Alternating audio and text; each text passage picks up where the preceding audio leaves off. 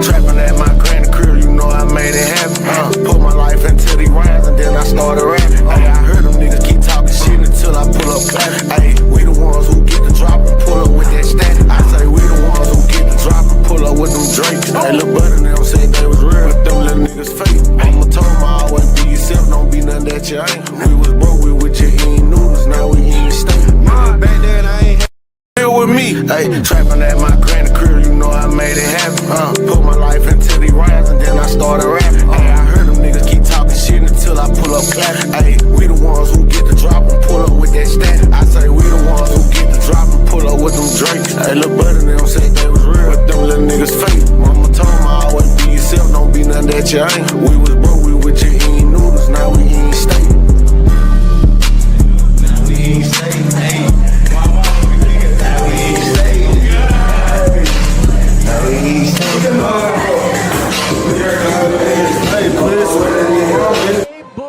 I pull up clapping, ayy, we the ones who get the drop and pull up with that stat. I say we the ones who get the drop and pull up with them drakes. Hey, lil' buddy and them say they was real, but them little niggas fake. Mama told me always be yourself, don't be nothing that you ain't. We was broke, we with your eating noodles, now we eating steak.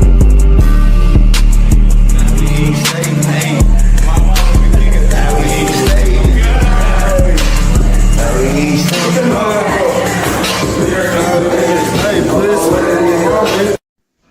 It is time for an Icon Sport exclusive coming at you right about now. Y'all, we are back live, y'all. It is Set It Off Sunday. We about to set it off, y'all. Y'all get ready. Tell you. Boy, I tell you, we got a lot to talk about today. Tell you, all type of news today. Waiting on some people to come on. Let's see who we got. Waiting on some people to come on. Boy, I tell you, track meets don't owe us nothing. I can tell y'all that.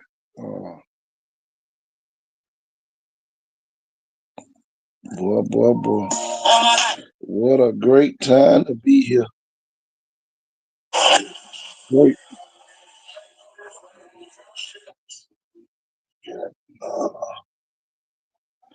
Now we eating steaks. Tell you. Boy, the track meet yesterday, boy, they was eating steaks and potatoes on yesterday. Tell you.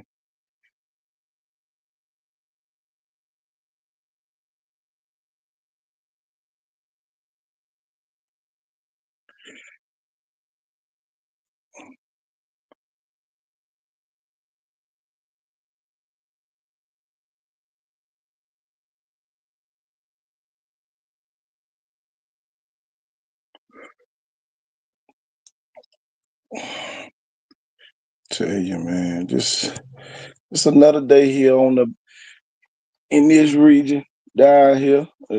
Track on yesterday. Who this is? This the women.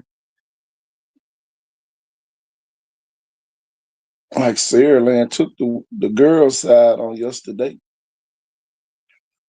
They was the champions of the meet. And on the boys' side, the Leopards of Manatee Blacks. Tell you, they was in that hot grease over there.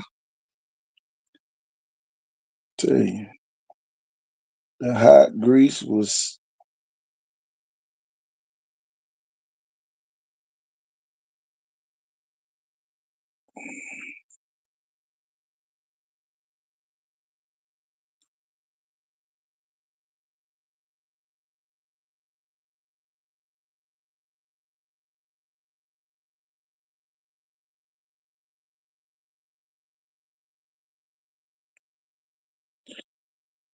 yeah, but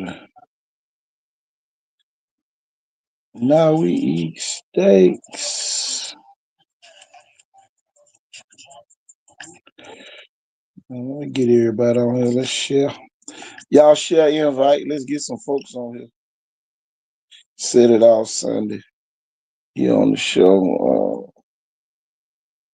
Great day. It starts with us here on the show. I can tell you that.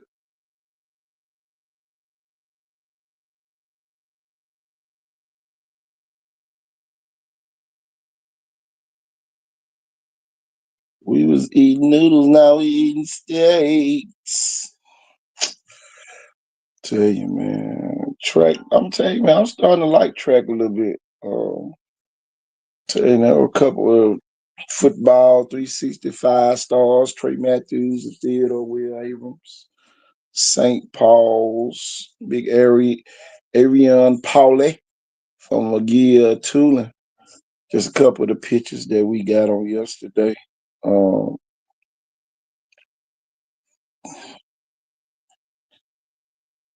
Tell you, man, it's a great time to be here. Great time to be here.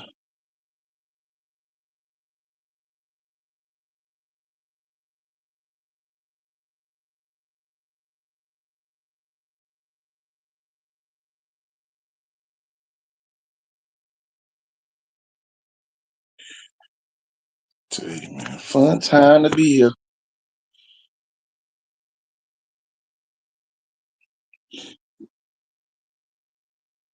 Just in case you didn't know.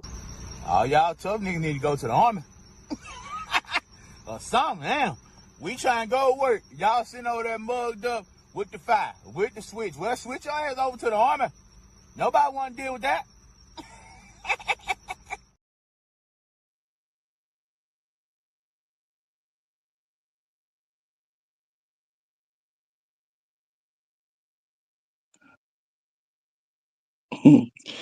Tell you, switch over to the army. Is all I can tell you. Don't be on the show mad at us. We're gonna have fun over here.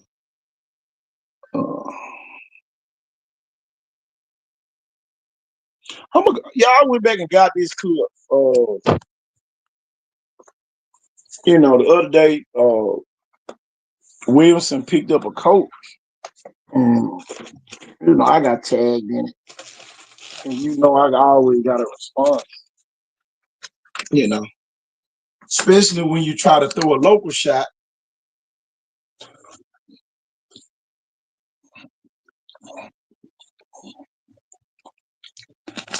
And when you start talking about 5A football, let me put that graphic on the screen. You got to know what you're talking about. I'm telling you, 5A ain't nothing to play with. I'm telling you,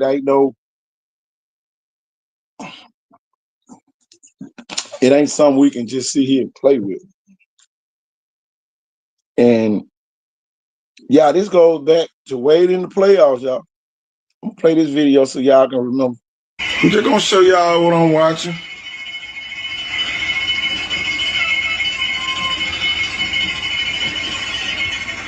Bye-bye.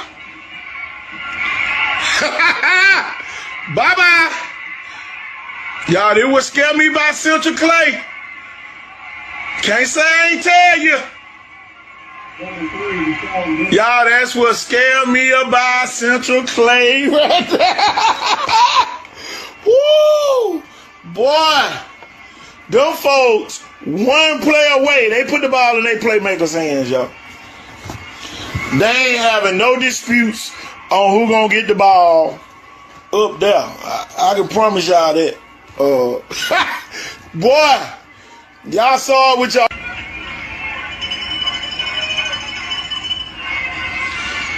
See, I want y'all to see what I be seeing, man.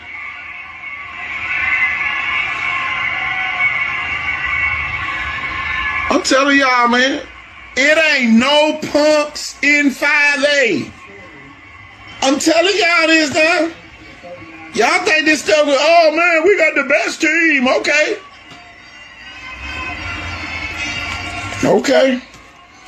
Better eat your Wheaties. I'm telling you, you're going to need it. But y'all, I'm telling you. Y'all had to go grab that clip. Rico, man, I'm telling you, man, we can talk. We can start a track segment. I'm telling you, man. I know you know all of it. You all track. Always been all track. I just started officiating track, so I'm telling you, it's a different animal. Aiden Schamberger, y'all jumped to 24-3 uh the other night in the long jump, and I'm telling you, you would have had to be there to see it, Rico. I'm telling you, man, it would have been. I know, and y'all, he really didn't know how to land. He didn't land forward, Rico.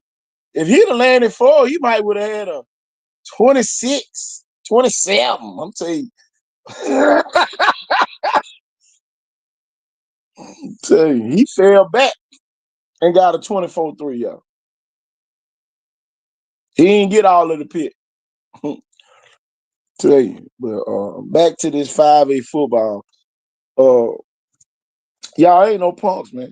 When you look on that picture there, you got Chicken Gare, you got McCree from Williams, you got McGaskin from Williamson.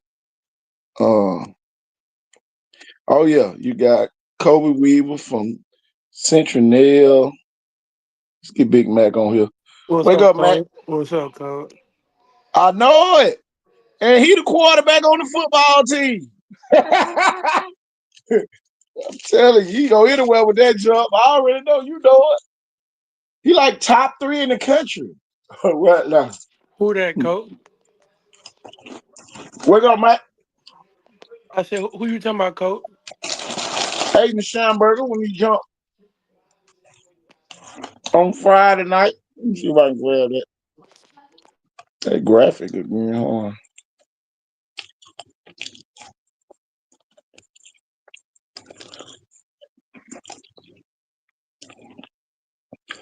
Now, we were back on that track yesterday.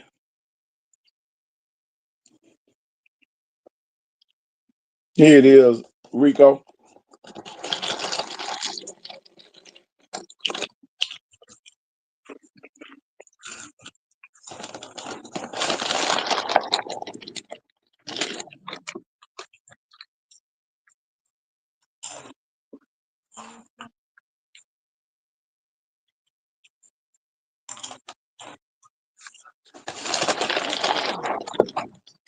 Yeah, Matt. What you got going, Matt? No much, just chilling, Cole. Looked at some of them. Looked at the Peters and Spring Hill game today. What happened in that game? It was pretty physical. Spring Hill won. It was a real defensive game, close one. Who Spring Hill played? Harmon, I mean Peters Park, 7U. Okay. I thought Peters beat Spring Hill. From my understanding, they played again. Yeah, they definitely played again. They The definitely played AU. again. I'm talking about the AU. Oh no, I'm talking about 7. Oh no, yeah, that is what my bad. That is AU. That was the AU. I thought it was a 7. Yeah, Peters beat the AU. What you 32 to had 28. what you had going today? Rest, sleeping. Damn track beat me up yesterday. Oh, Coach Hollis said that. Coach Hollis said that son got to y'all. Man, and then I had to go to my little girl birthday party. Oh They and yeah, they're bouncing off the walls over there in Spanish Fort. I'm already knowing. Yeah, man. Well, we got the new 6A graphic. Ooh, 6A looking scary. I'm gonna tell you, y'all, I thought boy it was real cloudy, man. At one point, I didn't think we were gonna have that many folks from down here on the boy. Coach 6A loaded. 6A loaded, man. I'm telling you, Tank Jones and Shun the only two on there for a minute. Boy, Yeah, we kept going down the list. Then JJ popped on there, and then Schamberger.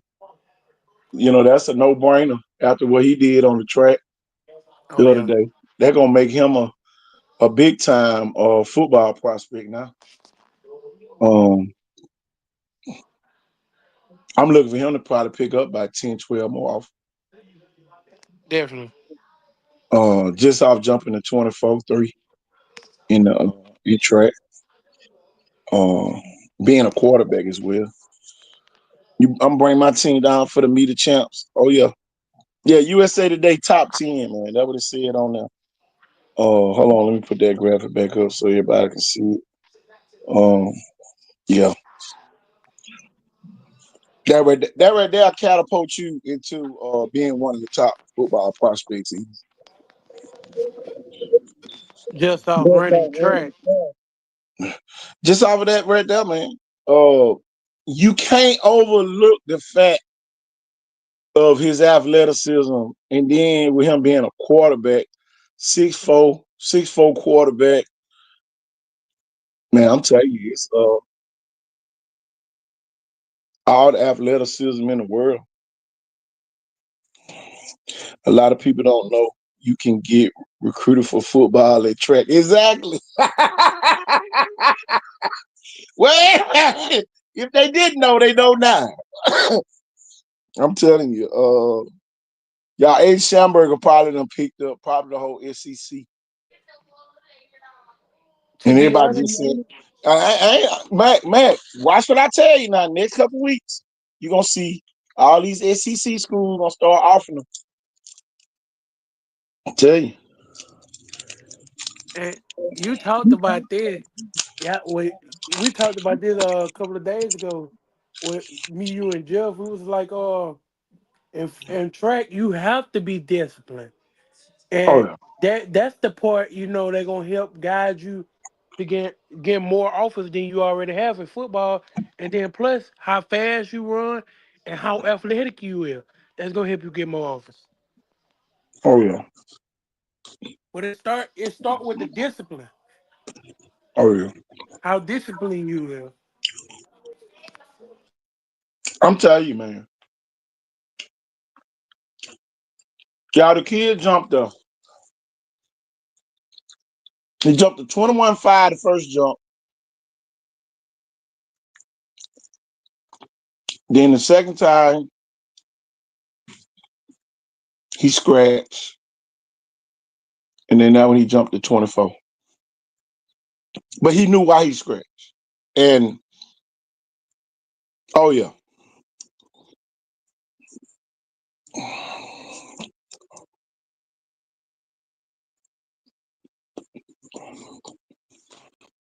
Oh, yeah. Damon Little.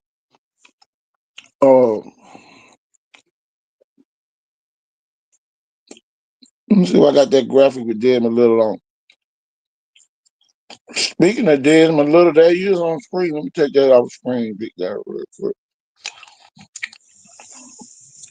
One of the top 4 kids from this area. Let me go pull up his individual stats.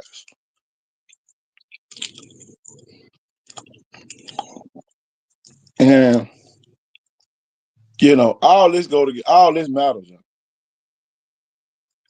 Everybody want to brag on sending kids to the next level. What they doing when they get there? Man, it's a lot of kids signed. I'm about to drop the bomb, Matt. Go Hope ahead. you sit down. Yeah, there's a lot of kids down here on the defensive side. Yeah, them kids didn't even play this year. I'm talking about they ain't even get on the field, man. Oh, coach, I'm already hip to it.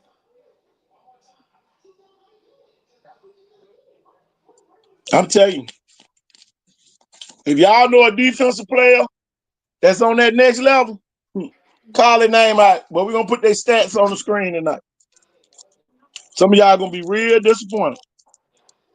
So on that college level, y'all, it don't matter about us putting your stats on the screen. On that high school level, y'all, we kind of protect the players down here. You know, a lot of these folks, they be getting all these kids. Oh yeah, we sent this kid there. What is he doing while he there?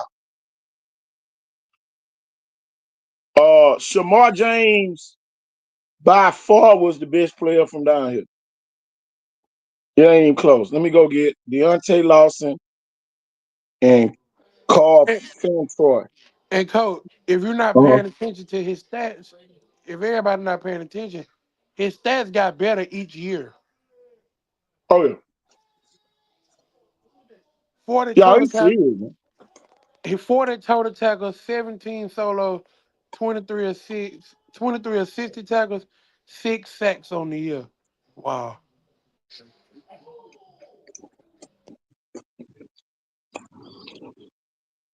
That's a track kid, y'all. Y'all, this a kid that ran track. Not only ran track, ran the 4x1 at defensive end.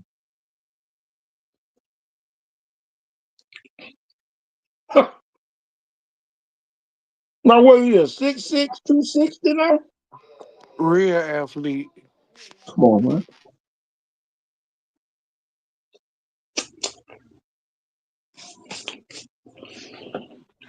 He was on Vikings championship team, wasn't it? He was on the team that went and lost. Oh, okay.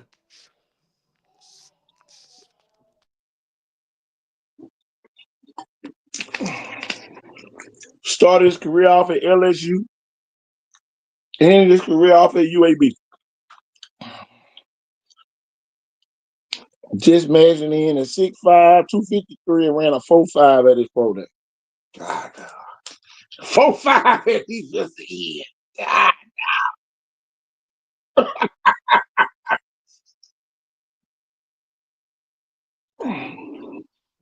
253 pounds and just ran a 4.5.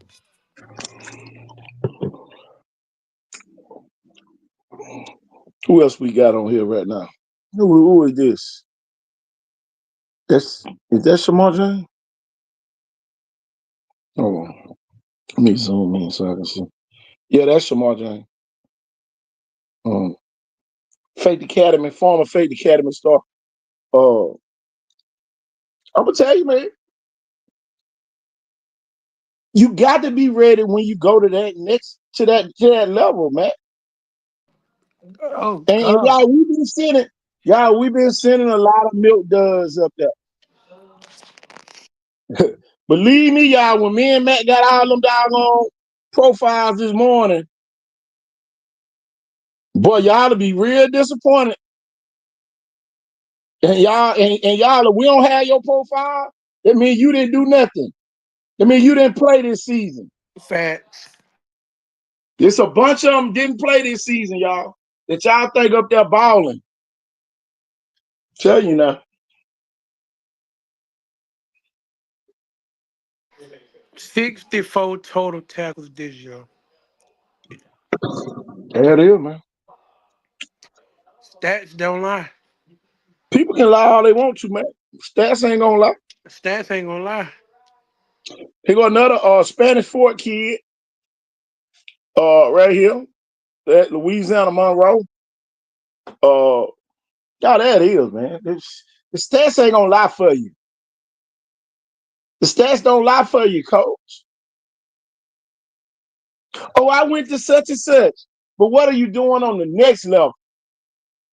There go another Spanish Fort kid doing some on the next level. They had DJ James, Chris Abrams Drain. Now they got Carl Funtroy down there at Louisiana Monroe.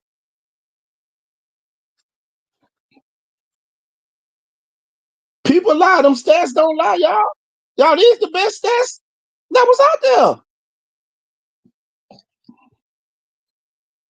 Y'all, we picked the top 4 kids from Mobile and Baldwin County with the best defensive stats.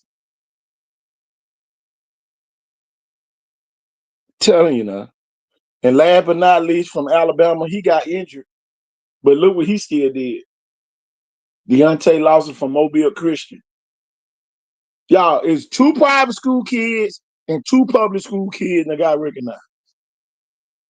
So you can miss me with what school you going to. Cause I'm telling you, man, and some of y'all football fans out there, we see who teaching for real. See, some of these folks around here been faking. And boy, when them kids get to the next level, y'all, they suffer.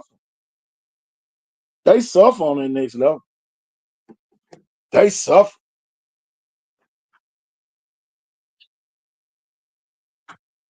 You said he got injured this year. Yeah, he got injured. Yeah, that And wasn't he no still. fool thing. Oh, look. Wait a minute. Talk about Paul. He got injured this year, right? Yeah, he got hurt. He still had 76 tackles, coach. Man, come on, man. That's almost. He almost had 100 on the year. But see, everybody be talking about what school you go to. High school don't mean nothing when you get to college. The lady told y'all them stars don't mean nothing when you get to college. And some of y'all been playing high school ball with these fake stats. And then now it's time to get stats and you can't get none. Coach, some of them not really like that. That's the problem, man. We got a real serious problem when we got adults lying for kids. I ain't I'm talking about lying we for got a nobody. bad problem.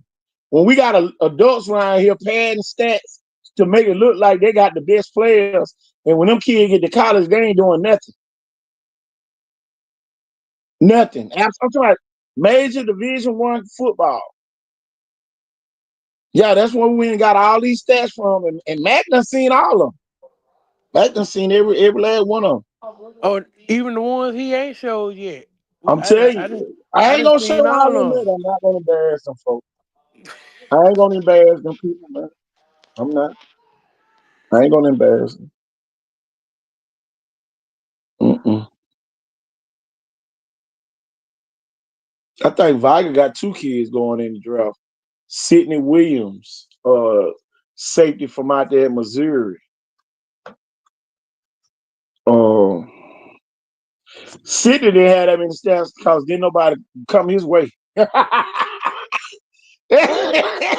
See, it's a different when they just said, nah, we ain't gonna mess with him. Let me see if I can find Sidney Williams profile.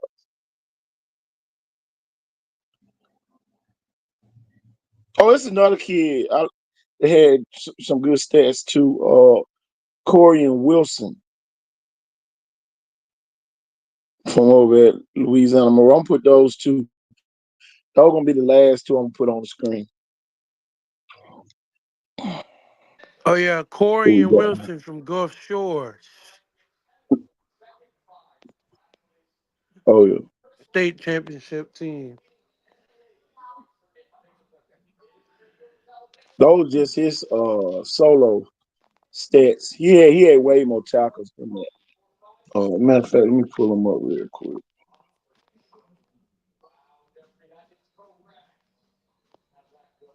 Down at Louisiana Monroe. Uh, I'm telling you, man, Louisiana Monroe got quite a few kids from Mobile down there. You think about Colin Wilson, his brother. Corian Yeah, played at McGill. yeah, He that's played at who I'm McGill. thinking about. Yeah, yeah, yeah. I was like, No, I think he might have played at Mobile Christian. I think Corian played at Mobile Christian too. I'm gonna find out. I could have sworn I thought both of them played for Gulf Shores. One on the defense, one on the offense. No. He been in college. He was at East Central Community College. Um, before he got there. I said that because them folks look just alike, look identical. He played at McGill. Yeah, he played at McGill. He played at McGill. Yeah, that's his brother though, Colin. Um, he had how many tackles he had? He had 31 tackles total this season. 31 tackles. Sidney Williams. Let me put him up here. Another Viger kid. Uh, that's two Viger kids right there. It's putting up numbers on the next level. You can say what you want to say. You can get mad. You can get sad. You hit a flip. You can do it. But it is what it is, y'all.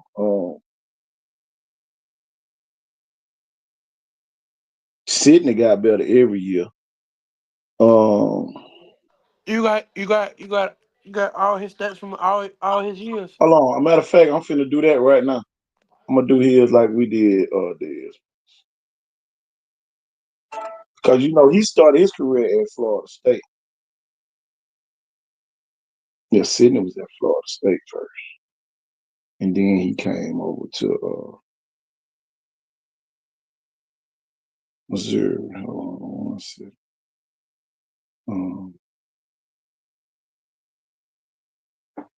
Somebody at the door. We open the door.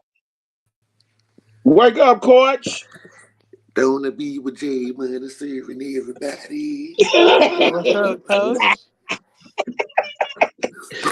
What it do? Man, we up here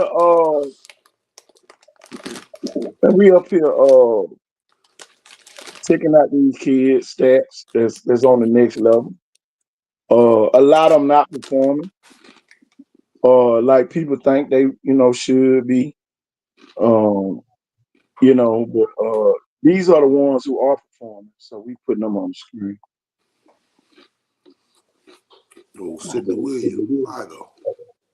I'm not a Viger kid. You can say what you want to say. I hate to tell a lot of people, man. Some people say it be park ball, man. A lot of this stuff, dude. When you get to that next level, man, it's all based on what you know. And a lot of these kids don't be knowing that when they get to that next level. Thanks. Everybody want to take up for them and all that feel sorry, all that good stuff. But at the end of the day, man, come down to numbers. I'm gonna go back and put Desmond, Little. Who I had on here first? No, that's Desmond. Yeah. Yeah, you had Desmond on there first. Yeah, got Desmond on there. Started off at LSU, ended up over at UAB.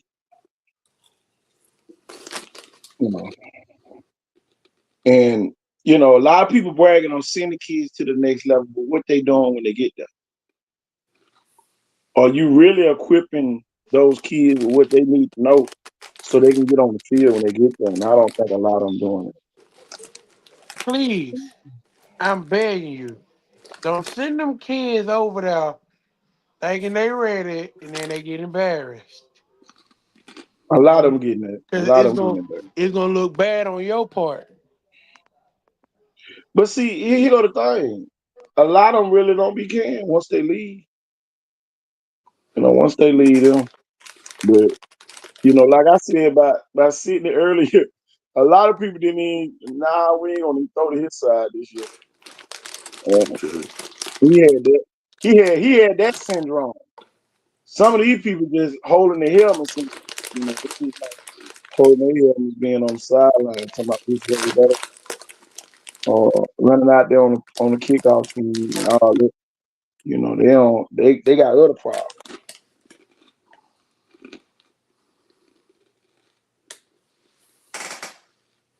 Get Sidney Williams stats, put them on the screen real quick.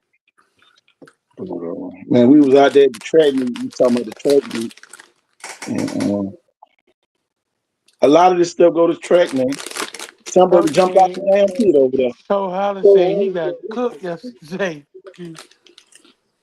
Oh yeah, Big Lee. Let me go find Big Lee stat. I'm glad you said that. He over there at he was at Central Florida this year. Go get Big Lee stat. I'm glad you said that, man. Huh? Big League in the draft this year? He going to Houston. He transferred to Okay. Houston.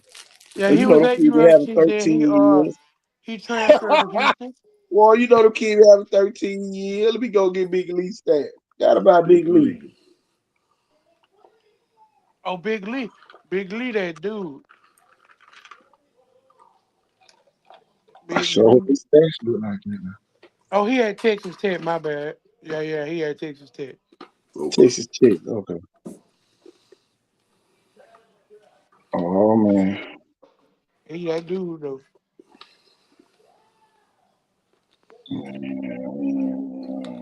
He had 44 tackles this year.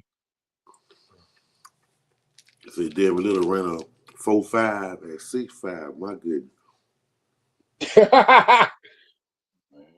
Soon, very soon, you're gonna hear about Sterling Dixon.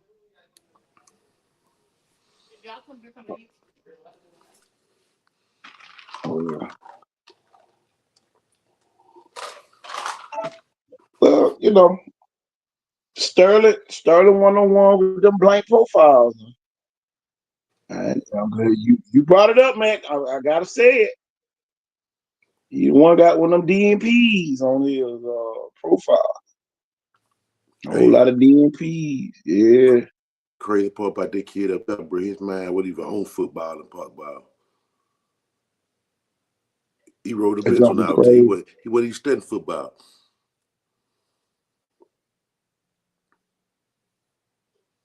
Yeah. Go out there and show out on the track, and Nick Saban see him. That was Schamberger that did, man. Schamberger what that did, man. Schamberger jumped to 24-1. Now he number 3 in the country. Yeah. 69. Man, big God dog, Big Lee.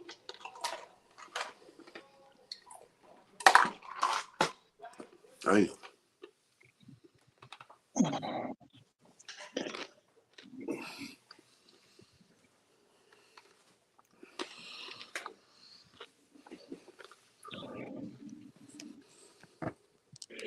Yeah, man. People lie, but numbers don't. I'm gonna tell you that now. Man, he doing good up there. What he doing Yeah, there? Mark Fraser. Yeah, he definitely red shirted. Man, come on. Tell you. Who we got coming up first? Sidney Williams. They go Sidney Williams per year. 20, 21, 22, 25. But you was doing 5 years. I'm talking about. Play all 5 of them motherfuckers, too.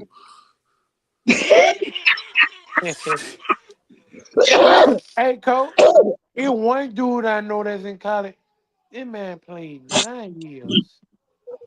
I'm gonna Hey, tell you this one. A lot of people been faking us out. A lot of people been really pump faking on us about, they be talking about these kids be ready for the next level. And them kids don't be ready for no next level. know a lot of them ain't.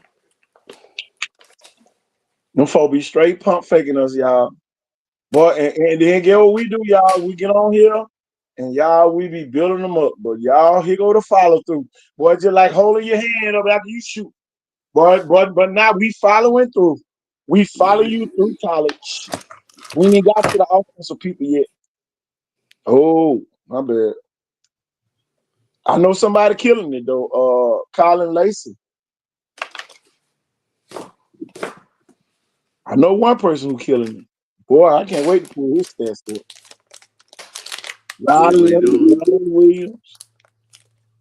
That's just 3 I know off the top right there. But look at the school these people go to. These the same school we talking about. That they have these people ready.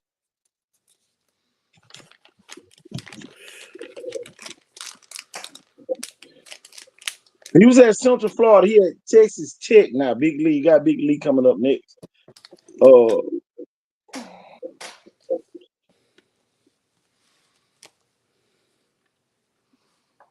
There it is.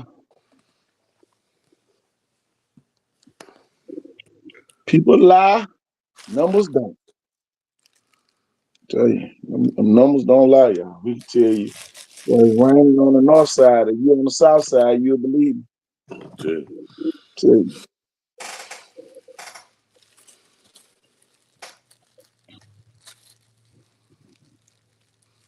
6'4", 320.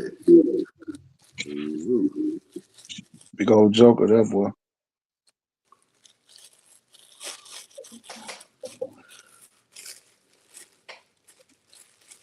So shit, baby, we got 2 more years if you want. Oh yeah. I love that shit. Here go the thing. Sidney Williams come straight out of Viga and go right to Florida State ready. Yeah. You know what I'm saying? Then he transfers from there, go to Missouri. Out there with Chris Drain. Them. KT is a lot of schools down here that lie about these kids' stats to get them heavy, recruited heavy, just to say that they went D1 from their school. Then they go to college and don't touch the field. Boy, you said something then. And get Who what did we're gonna that? do. Mark Frazier. Okay, man. Boy, you said something. But get what, Mark? We are on the trail of them now. Tell you, we gonna do follow up after follow up. It's gonna be like what that Dateline NBC riders. Oh, Tell you, shit. for real. Just like shooting a damn Steph Curry 3-pointer. He still got it up after he shoot it. Tell you. Well, I tell you, That's the one right there. Definitely. That make it look like he one of the best recruiters in his school.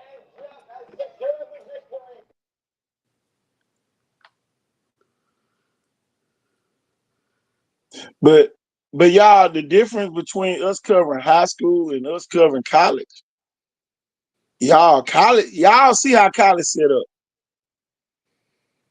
You know, it's set up because it's gonna be good publicity, or it's gonna be bad publicity.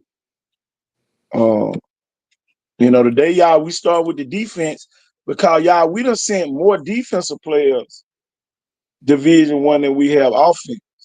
I think offense starting to catch up, but I'm gonna tell you one that shocked me with his stats was Carl Fontroy from over at Spanish Fort. He down at Louisiana Monroe. Tell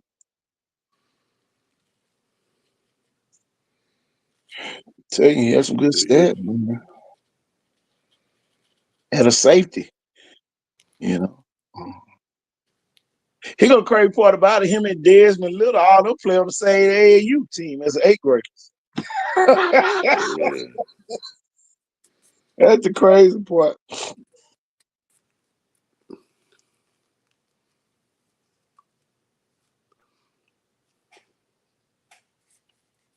Oh yeah, they get the measurables. They lie, but they height and weight all the time. Oh yeah, everybody gonna like. Oh, shit. I might be 6'3" tomorrow. 7 feet tomorrow. Tell you, I'll be 6'3" tomorrow. Telling What up, Big Mac? I ain't holler at you, brother. What's up, homie?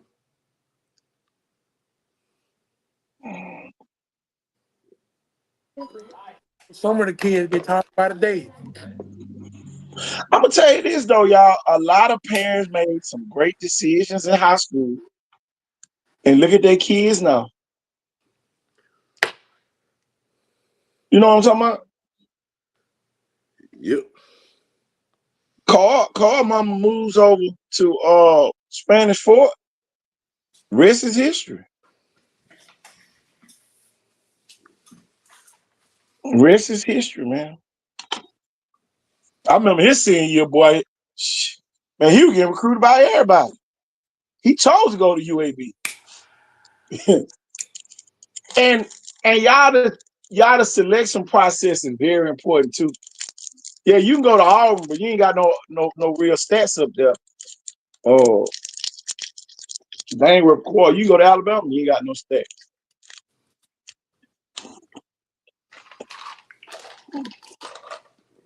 The life can get hurt and have better stats than people that played the whole year. See if I can find this girl.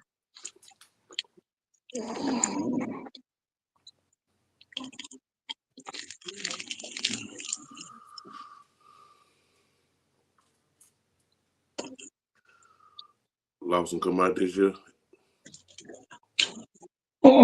Well, you know, he's gonna play next season. Okay.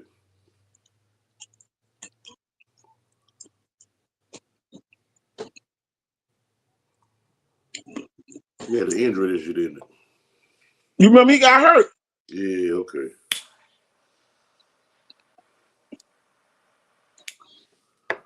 That's the thing. This kid, he'll get hurt and have better stats than some people.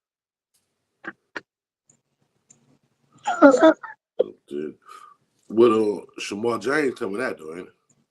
Yeah, he coming out. Okay. He plays in senior ball. Okay.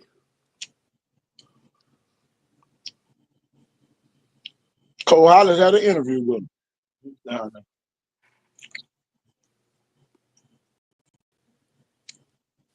Yeah, man. So let me play this Cam Newton video. Matter of fact, I ain't gonna play that video. I'm gonna play this video right here because some of y'all need to hear this.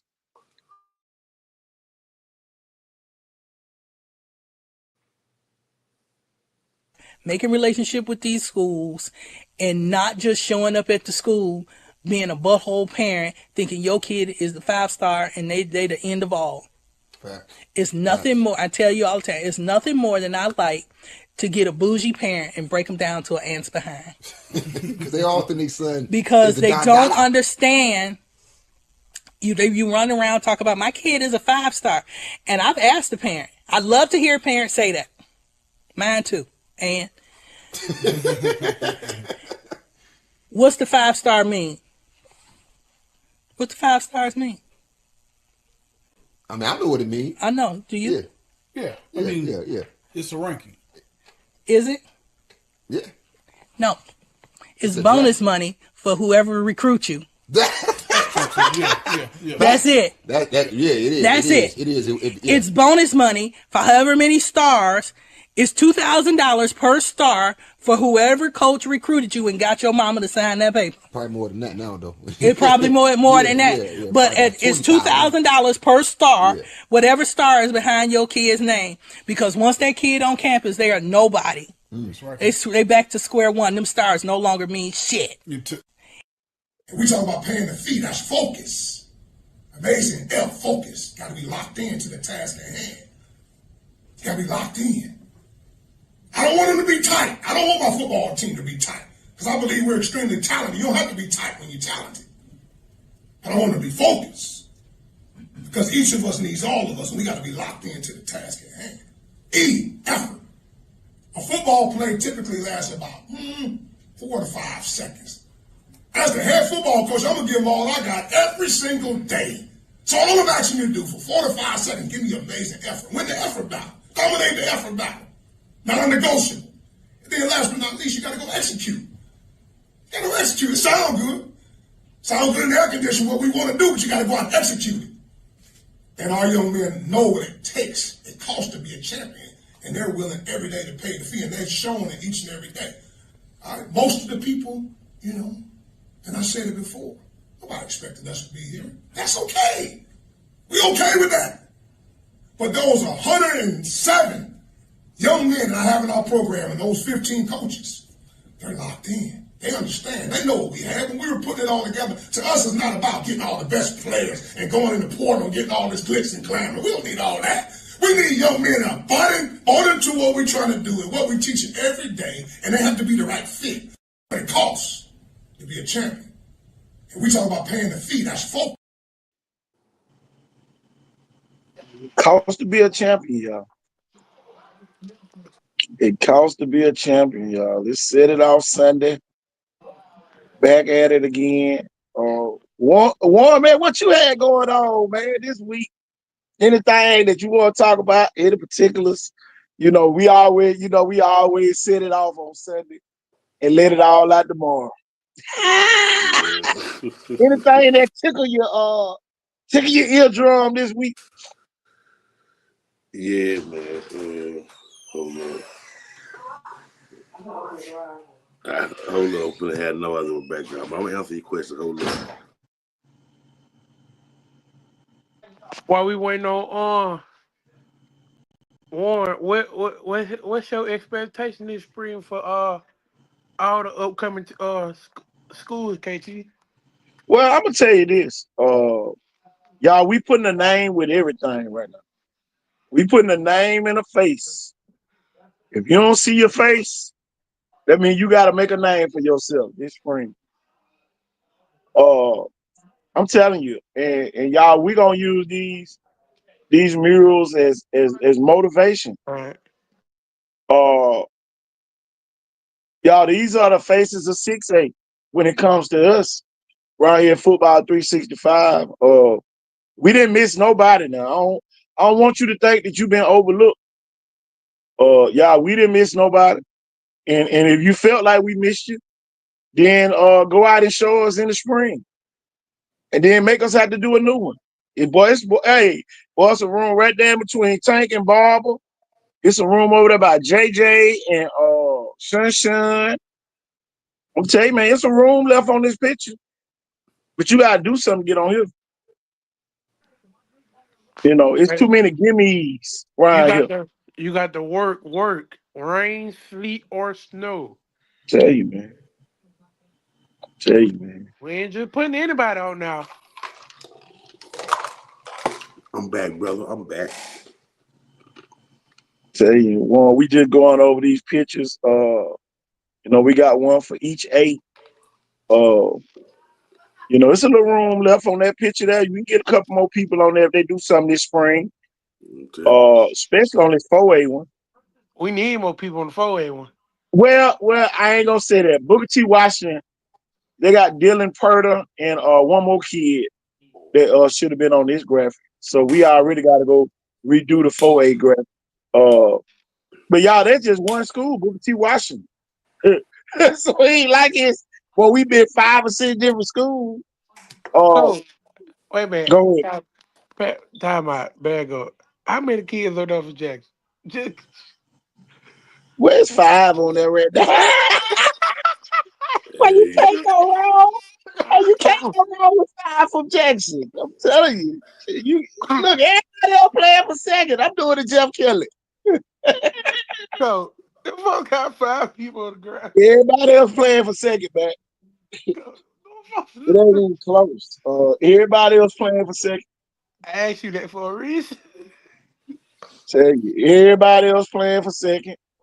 We didn't let Jackson disrespect Saraland, and I ain't gonna let nobody disrespect Jackson this year. Coach, them folks finna run it back. I can't lie. Come on, man. man. Coach, Full them of like a So you want motherfucker. to say you can get it mad ain't all you even want to. close, Coach. It ain't close. Just Tell how you. we said we not betting against KJ Lacey. You better not bet against I ain't Landon betting against Cookman. Landon. Don't worry about be crazy or EJ Well, Crowell. bet against them. And these folk got 5 of the top players in the country. Coach, Not in Alabama. In the country, Warren. I guarantee you, them folks finna be ranked nationally. Watch. If they already ain't. Jackson definitely got to be in the national poll somewhere. They got to be somewhere. They got to be somewhere. They got to be at They got to least be top at least in 10. the top 50, at least. Maybe if they win this year, this year, they'll be ranked nationally. It's gonna be interesting. I know what Warren probably want to talk about that right there. Well, yeah, let me see. Oh, shit. Oh, heavenly shit. You set it out Sunday right Oh, here. We got to do something, boy. We got to folks let some still fire. ain't made the announcement. At this point, just gonna let KC pick the coach. My thing is this: if they do make an announcement, let them play each other in the spring. Facts. man, just, God damn. And don't be just high on no anybody, y'all. Make us have to do a show I'm telling you, we're gonna be y'all worst nightmare. If y'all just hire anybody for them jobs, we gonna eat you alive. So if anybody on here watching for them, please let them know. If y'all hire anybody, we gonna do exclusive shows on your divisions. And Telling Okay. I'm gonna say this: Viger ain't just finna hire no anybody. Viger, the be all the way 100 is set it off Sunday. Viger set the standard. Y'all better not, man. If Viger just hire anybody, that ain't what Viger stand for, bro. Hey So Mac. y'all better make the right Hey choice. Mac. oh Hey Lord. Mac. Man, we can't fire coach, man. What you talking about, man? We can't. We've been trying to get this shit away. Man, that's young crazy. Somebody need to come out of That shit all on Indeed.com, man. no way, boy. Uh-huh. Well, what happened? Oh, never mind. I'm gonna tell you this, and me and Cole Holland talked about this the other night. Sandland, you are normal until you prove that you Superman again. You are Clark Kent. You are Clark Kent. So y'all need to find out who y'all gonna play this spring, so somebody can come up there and see what y'all working with. For real, I'm telling you. I You still, look, you're gonna pull up hey, at the garage and you're gonna be swiping and you ain't gonna be able to get in. You're gonna have to pay that fee now. You're gonna I have to pay still that rather fee. be, I still rather be Clark Kent than have to deal with some of the other goddamn school we're dealing with. Oh yeah, I ain't gonna. I'm talking about in the state. You know, everybody. Okay, I'm just gonna say, No, we ain't talking about Ryan Hill. So Clark Kent gonna win Ryan Hill all day long. Uh, especially when the other team already scared. Don't get caught up in the Region One stuff. Benjamin Russell is in the South bracket, and I want everybody to understand that they're not y'all. They're not playing patty cake with you. They the ones that gonna come knock the whole damn checkerboard off the table. Telling you, telling you, Some of y'all folk gonna think y'all the bully. They gonna be the bully. telling you. A lot of people got something to prove. Well, I started last year. You got something to prove this year.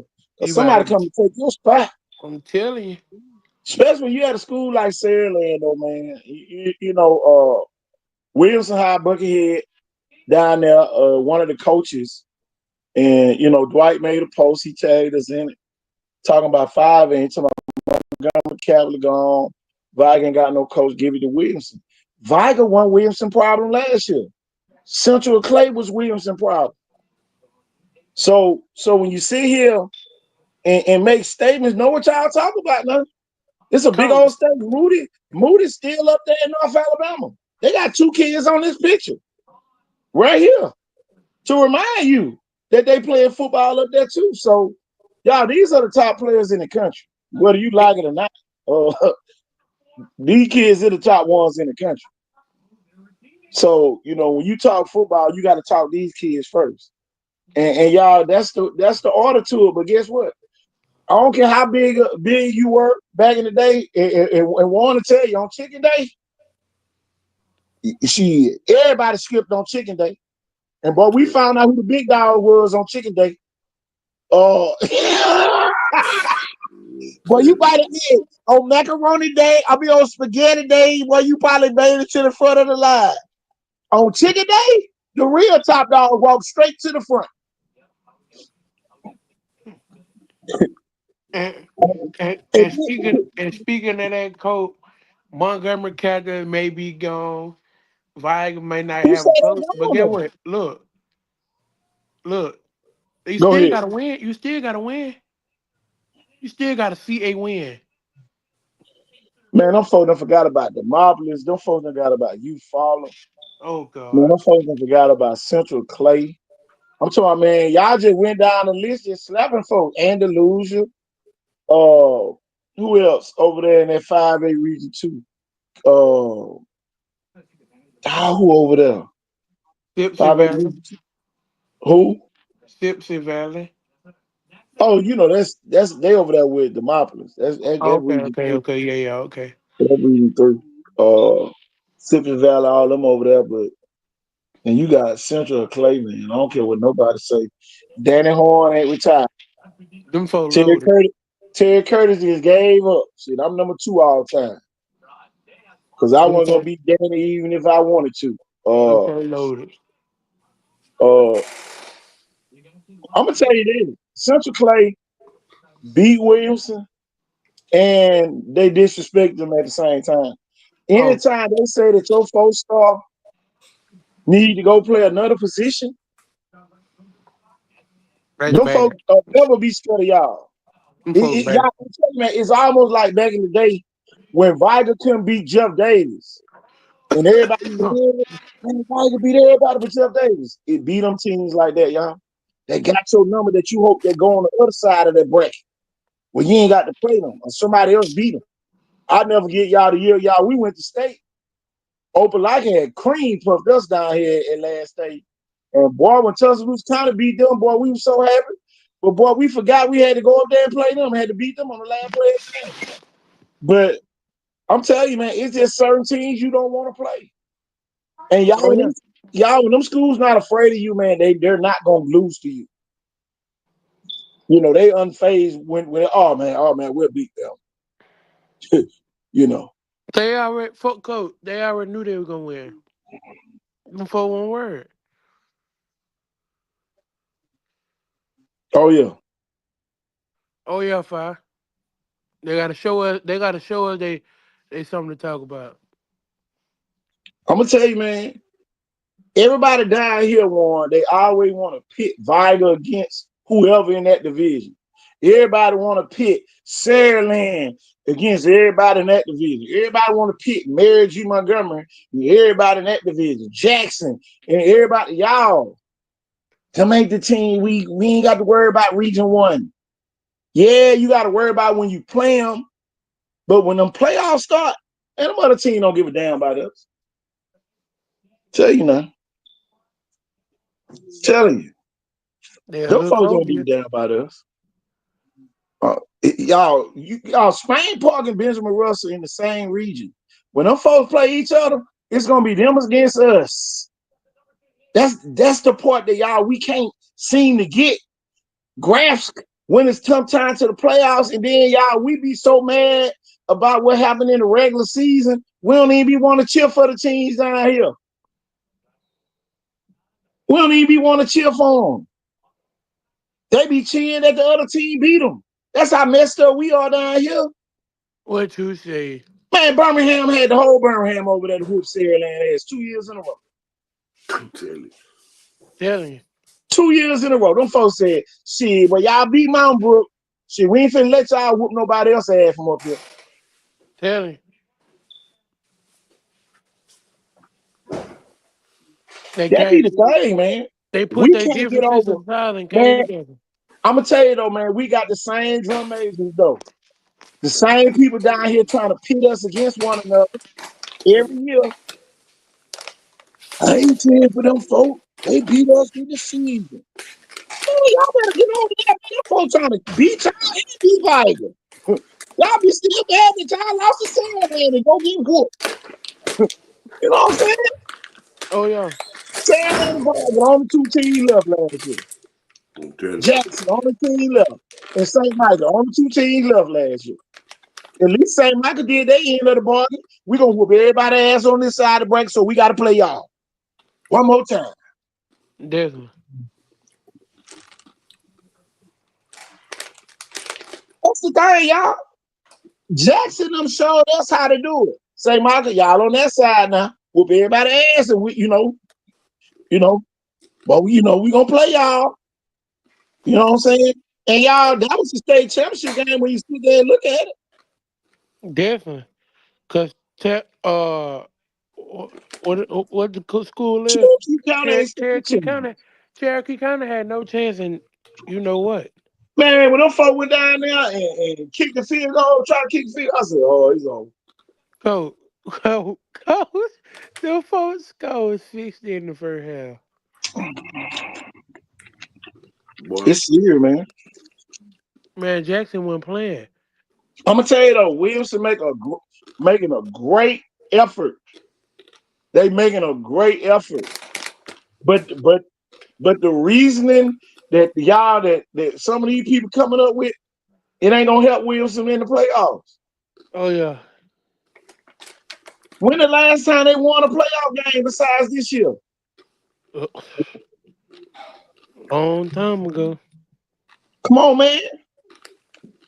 But Essentially, think about this, y'all. UMass and Viger held the end of the ball. They played each other. Central and Williamson didn't. So now we sit here and say, oh boy, it might be the year LaFleur made the playoffs, and the folks say, well, Central had their chance. man, we some semis or bust this year now. Man, come on. Ain't no excuse out of this year. oh yeah, if Williamson don't win. If Williamson don't go deep this year, it ain't no. It's nothing else that we could do. I'm gonna say this though. I know the coach going back to Williamson, but it's almost like he made some of the coaches right, about what he had been doing all these other years. You know what I'm saying? They had been accusing him of doing certain things. Now you going back to the school? You know what I'm saying? So at the end of the, at the end of the day, you better win. You better win because next year ain't gonna be the same. Because once you do that full season at that school, it'd be different. Oh I yeah. just get Cook coming back for year 2. Cook in better shape with the offense than they are with the defense right now. Still got to replace Yusuf Clark. I don't care what nobody say. Still got to replace him. The other Petway. So at the end of the day, it is what it is, man. All you gotta do in 5 years, score some goddamn points. Coach, look, you win championship. Look, defense win championships when the offense can score. Them folks spend too much time talking to Viger. Them folks got to let Viger, okay, we ain't think about what y'all got going on. Y'all can play 12 and else. They spend too much time on Viger. So now when they get in the playoffs every year, it's a problem. It's like they 2 different teams. You underwater, Coach.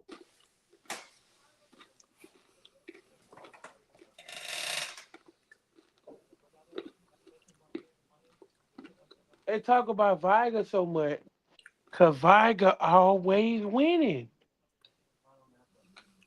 Before the season started, we said Viger and Saraland gonna be the last 2 teams left. And who was the last 2 teams left, Warren?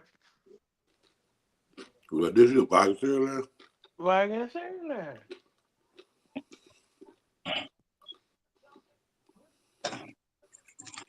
It's crazy, man.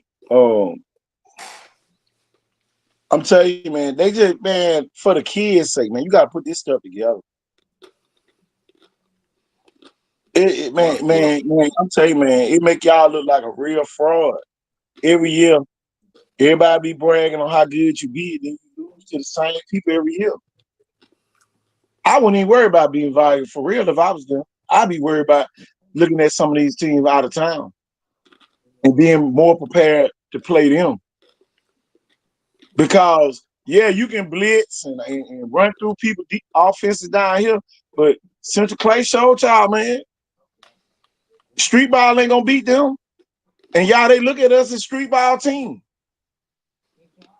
Yeah, they got all them athletes and can't put it together. And then, boy, what the offense score 6 points? Come on, man, you gotta score more than 6 points in the playoffs. Okay. Cincinnati don't even score. Come on. Yeah. Cincinnati killed their own self, man. I'm talking about, boy, you talking about Beavers and Butthead. Boy, Cincinnati was the Beavers and Butthead remix. Pow! Pow! They shoot their own self, boy. I'm talking about the real Beavers and Butthead up there, boy. That stay way too big with them. Man, come on, man. That stay way Man, too we hyped big. that game up so bad, Montgomery Catholic was looking at them like, man, do they know football? Yeah, Hey! y'all fucked around and made Montgomery Catholic play for real that game. They wasn't gonna play for The real. lights. Man. Wake up, Jeff. Wake up, coaches. Man, we just talking about some of the changes some of the teams need to make this year. And I was on 5A. I was just talking about, Wilson need to focus on the teams out of town. Or, and stop. They get in too many confrontations with Viger during the season. And Viger be playing and they be laughing at them folks every year. Coach, they folks need to leave Viger alone. Cause every year y'all say something to Viger gonna mess around, beat the brakes out of y'all. Then get what? We don't hear nothing else from y'all till basketball. So leave Viger. No. Yes, we do. Oh, them folks lost the same amount of game we lost. Man, y'all lost a round or two before. Come on now.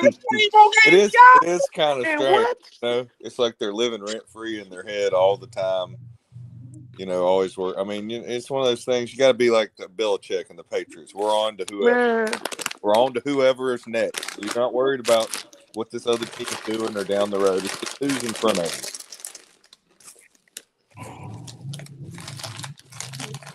I'll tell you, 5A.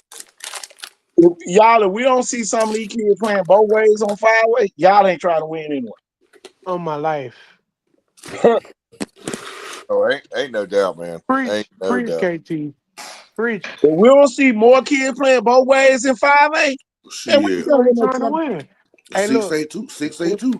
What you say? 6A2. What you say, Coach? Put a 0 in front of your 1. Man, I'm talking about in the playoffs, man. Put a 0 in front of your 1 in the playoffs. You out of it. They're going to eliminate yourself. I'm telling you, they're going to lose. Get on the bus. Be like Mary G. Get your ass whooped by a bunch of kids that got off a Mercedes-Benz bus. Boy, I swear, boy, you talking about 2 slaps. Man, them folks gave you 2 slaps and 2 finger rolls inside the gym. That night. Go get on the bus. Them folks pulled up in Mercedes-Benz buses and whooped the shit out of Mary G out there. I'm talking about, boy, beat the black off the field. At one point, was it 28-7? Man, at one point, they were getting their ass whooped so bad, boy, I'm telling you. But they almost had to call Roto-Rooter. Man, them folks stuck their foot knee deep off of Mary G ass. They did. I went to that shit. It was bad, Coach. Warren got to watch. We're on Notre Dame box. Just like me and Jill said, man, it was like, man, them folks were coming down here for a damn revival or something. And boy, they whooped their ass and went on back home. The revival got canceled. I'm telling you. Due to the weather. I'm gonna tell you this. I'll be the one to say it. I just saw him the other day. I almost told him, man, you need to run with they ran. Cause boy, y'all got the athletes to do it. And I'm gonna tell you this. Mary G got a whole bunch of Pillsbury Doughboys out there, boy. Man. Mess with Mary G this year. And warn y'all, man, when we really think about it, this is year 4 of the new Mary G.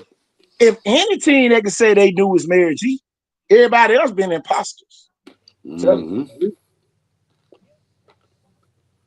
Them folk look like, you know what I'm saying? I'm telling you. They got the ingredients. They got to work with what they got to work with. I think Baker had a setback with Warren Johnson leaving. Baker was on pace to overtake Mary G. And I think now it's Mary G to lose every year. I like Scott and all, but it's almost like that cappuccino. You buy a cappuccino from Starbucks, it tastes like this, and then you go to the gas station where you be looking for that same taste, and you just can't quite get it. That what Baker is. Baker, that team, boy, you go to the gas station, think you get cappuccino, you be like, what the hell? This is a flavored water over here. See, Man, but BSG got everything they need. They will Except sneak up on you. somebody in the off season turning into a Hoover or a Thompson. What they did? I said they got everything they need except somebody in the off season to turn them into that team. Yeah. They got the receivers. They got the quarterback and Shondell Harris. You gotta. Here go the thing. I'm gonna defend Shondell Harris. Same way I defended Dylan Jackson. They are people that can throw a football. They're not quarterbacks. Exactly. They are athletes. Yeah. So any throw that they throw too low, too high, or behind, and too far in front, overthrown, don't hold that against them. They are being held hostage at a position because simply they're the best one at the school at the time. I don't think Chandler playing quarterback, do you? He was the other day. No, I was out there. He was throwing it the other day. He was throwing it the other day? Yeah, he was throwing it. Uh-oh. But that shouldn't even be the problem. Because if you want to The really, problem, man. That's the problem. We talking about 7A. We're not talking about 5A where you can get behind 21-0 and come back in the fourth quarter and win. 6A. You ain't doing that in 7A. You're killing that kid's career because he's not going to be a college quarterback. Right. Yeah. Yeah, exactly. Yeah, and in 6A and 5A, we all know this. At some point in time, it's going to come down to a real quarterback's going to have to make some clutch throws in the game. I'm going to tell you this. Shondell Harris would be a perfect fit at a Viger, Williamson right now, somewhere in that 5A division. And everybody probably wondering why I'm saying that. Because you get to play those multiple positions and don't get penalized. If just say he was the quarterback and they had to put him at safety, Mary G gonna be penalized. They're gonna be like, man, you got all these kids out here and you ain't got nobody else to play safe. Kind of like, so, kind of like what Viger did with Charles Crawford that year. Yeah, exactly. And then it kind of hurts him on defense because he's had to put the team on his back so much on offense. No film for defense. No weighing them down. But you don't have to do it every game in 5A, Jeff. Right. Look, yeah, gonna be some guys where you gonna be. You don't do it that game, you gonna be ass beat. But a Shondell Harris would be a perfect Viger Williamson type player right now. Even a Saraland player. Mm-hmm. Definitely be a Saraland player at safety. It'll be a D1 safety. Yeah. Definitely. Because, the kid wants to win. And, I think that kind of whoops up on a lot of the high school kids. They had that winning desire, and that desire get in the way of reality. And, but that kid, man, he gonna win. He gonna win some games at quarterback. 7A ain't that strong, but when you get in that playoffs, boy, it's like I'm telling you, boy, it's like rising from the dead. And then now you in Mobile, it's sidewalks everywhere. I'm telling you, boy, it'd be a whole nother world. For real. For real, y'all. I'm telling you, that's different. That's why I can't y'all. All jokes aside. Who could go on the 7A graphic from down here? Who do we really have that can go on that graphic? Besides one of the linemen over at Daphne. The 7A graphic gonna be Strickler, Hoover, and all them other folks. Central Phoenix City, all them other folks. Thompson might have 8 kids on that damn picture. I'm telling you. Ain't no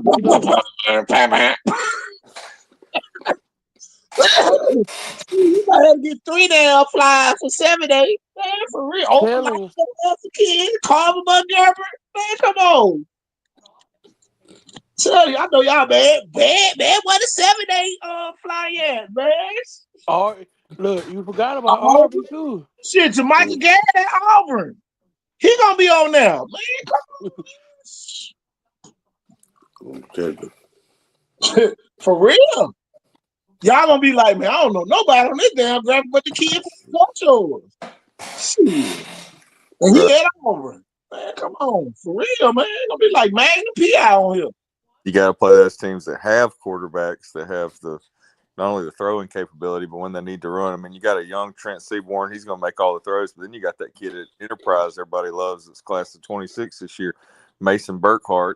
He runs a true 4.6. He won the Rivals MVP up that way and got top end speed of 21.4. And I mean, and he's a quarterback. So, I mean, that's the guys you're playing about. Quarterback. And then, you know, I know somebody gonna ask about the super graphic with A. Schamberger. A. Schamberger just broke a world-class damn long jump. He ranked number 3 in the country in the long jump. That's why his football stat is about to go through the roof. Okay. He go over there and jump a 20. Let me put that graphic on the screen. What he jumped? Kid jumped to 24, man. 24-3. Top 10 in the country. Yeah, he can take over games, especially with his legs when he needs to. That mother said USA top 10. Yeah. Damn. Boy. Hey, Warren KT. He don't say Alabama top 10. Yeah, when he told me USA. When he told me what he was jumping like that, I was like, instead of a QB sneak, when you get down, he just gonna go over the top. I'm telling you, goddamn, you Olympics. Yeah. For real, y'all.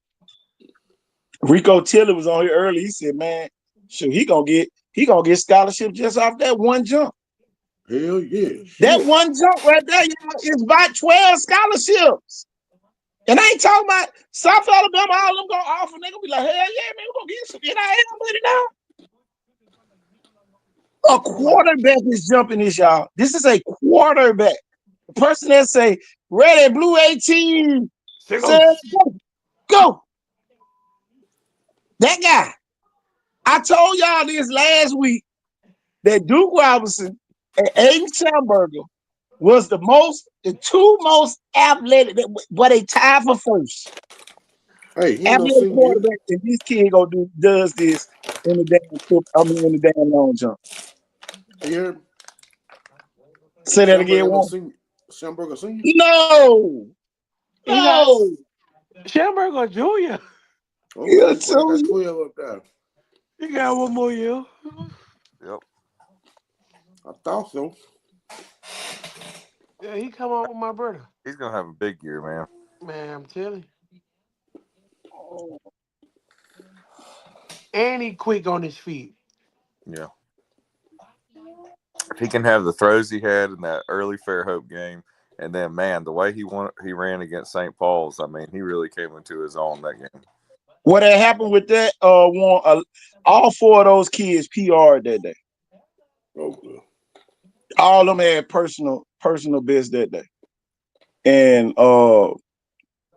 you know, the kid I feel sorry for is Sam Smith at Alberta. Man, that kid, that athletic too, man. Super athletic. And y'all, the only reason why he did a 21 because he had just came back from the high jump. I thought he was about to jump out the pit.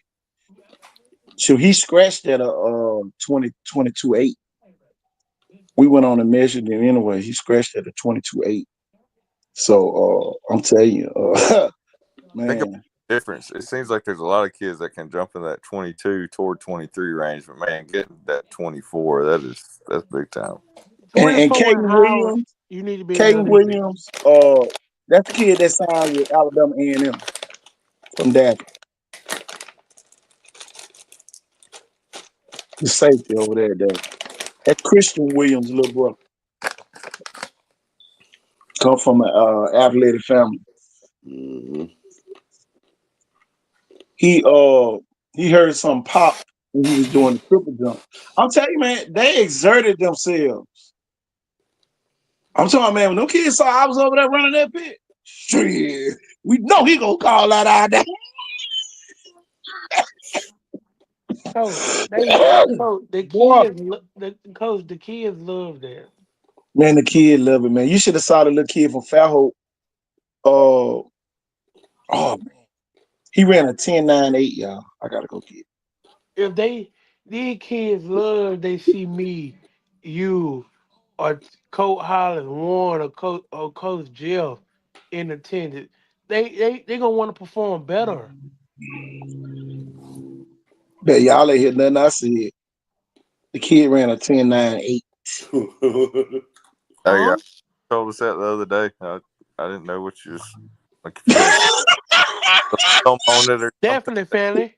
I was almost waiting for you to get that. Y'all, he ran a 10.98, y'all. I gotta go get it. I gotta put it on the screen. Okay, so you got it. Oh man, we got him. Then he came back and won the 100. I mean 200.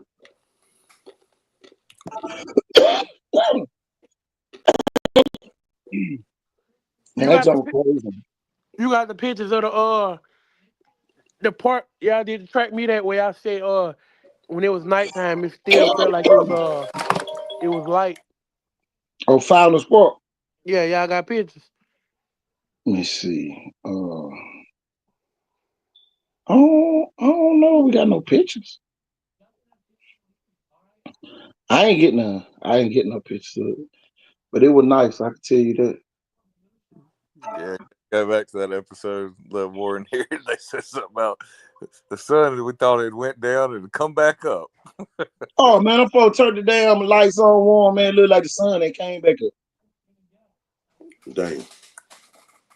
I'm talking about the whole damn park was lit up. Them folks had citywide Wi-Fi. It wasn't a park, it wasn't a place in that park where you couldn't catch a Wi-Fi reception. They said 5 bars. Dang. Tell them about the cameras. Oh man, everything was on the surveillance. They had Tell surveillance you, in the bathroom. going in the bathroom, but Yeah, you had can't say you ain't know. over there. Man, shit, you get caught over there, you want to. Be the last time. Before be making a song about your ass. I wrote a song about it. This how I go. We took them down to Birmingham and dropped them Last time off. Wilson played in a state Hey man, finals in 1999. Hey. God, thought that's a long time. Carnell Cadillac Williams, where he went to Auburn and Etowah High School, and Jamarcus Russell was a freshman quarterback on the team. Man, that's the last time we went, 1999. It's been a while. Man, 26 I'm telling years you, man, ago. it's really time for somebody else to, my thing is this, play them even in the quarterfinals or whenever, you know. This year would have been a perfect year for all 4 teams to make, in the quarterfinals and send a team to state, and they would have won. It really wouldn't matter who won. I know some people say, yes, it would have. But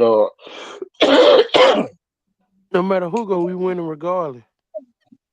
yeah, man, we gotta develop that mentality for real. Cause we ain't gonna win nothing if we don't. Let me pull up these. Put this on the screen.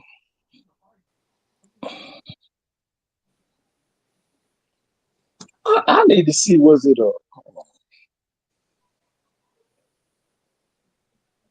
ain't like the ball. Let me go back in and look at it. Let's see. I'm trying to see did I leave somehow. Hold on. Was it a top run? Can y'all hear me? Yeah. Yeah, we hear you. Okay.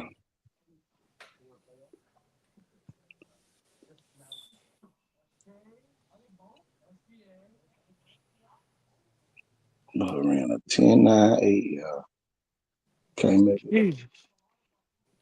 Can't make it up, man. Cannot make it up. That was your boy Sawyer Wilson on that, Jill. 11-7. Okay, yeah. Ty Watkins. But y'all, this same kid that won the 200 at Saraland a couple weeks.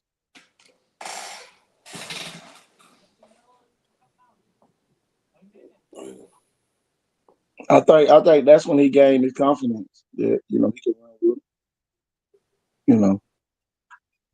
And he only a 10th grader. My bad, I've got to tell y'all that. He's a sophomore. He's a sophomore. Two more years again. Kids again, y'all. Did I tell y'all, but felt like them Nets. But you don't want to mess with them in 7. And look up, they'll be playing Hoover again this year. He won't go away. I'll tell you, them folk made the playoff last year. Them folk made the playoff.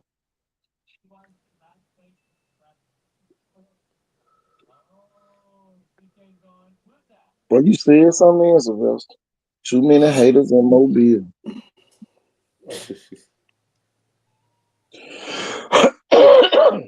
Everybody just can't join together and coexist. It's hard, man, when it's the same teams all the time. That's just like some people gonna always have something to say about Saraland. Saraland took a couple years off recruiting the top players, gave everybody a chance to get whoever they wanted to get. They gave everybody around here a chance. So y'all, if y'all start back losing y'all kids, it's y'all fault. Okay.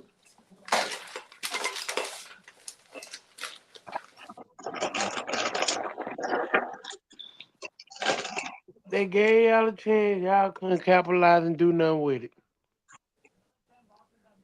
I think Vigal, Gus Shores, and Spanish Fort, the only schools that the kids ever left Saraland to go to. From Saraland.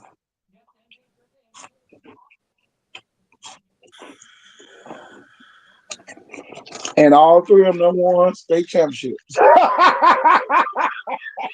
Yeah.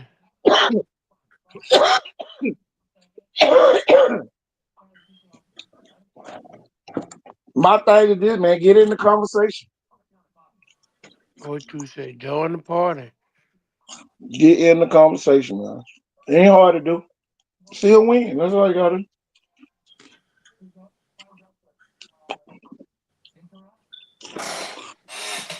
That's the hard part.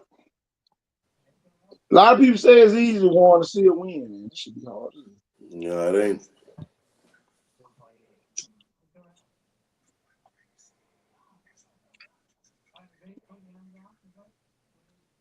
One game at a Let time. me see what that says. PR. I think that was his PR.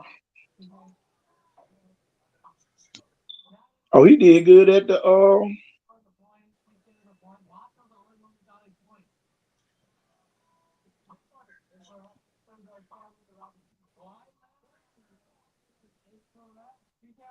somebody ran a 10.65 this year, y'all.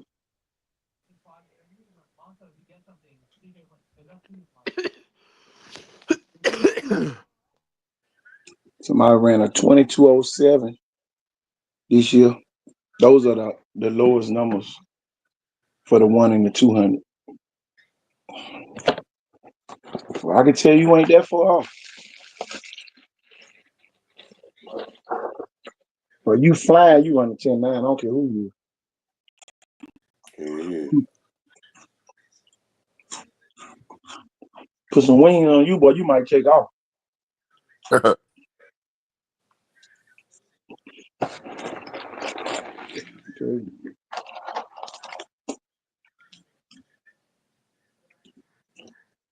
Yeah, I'm gonna let Cam Newton do some talking real quick.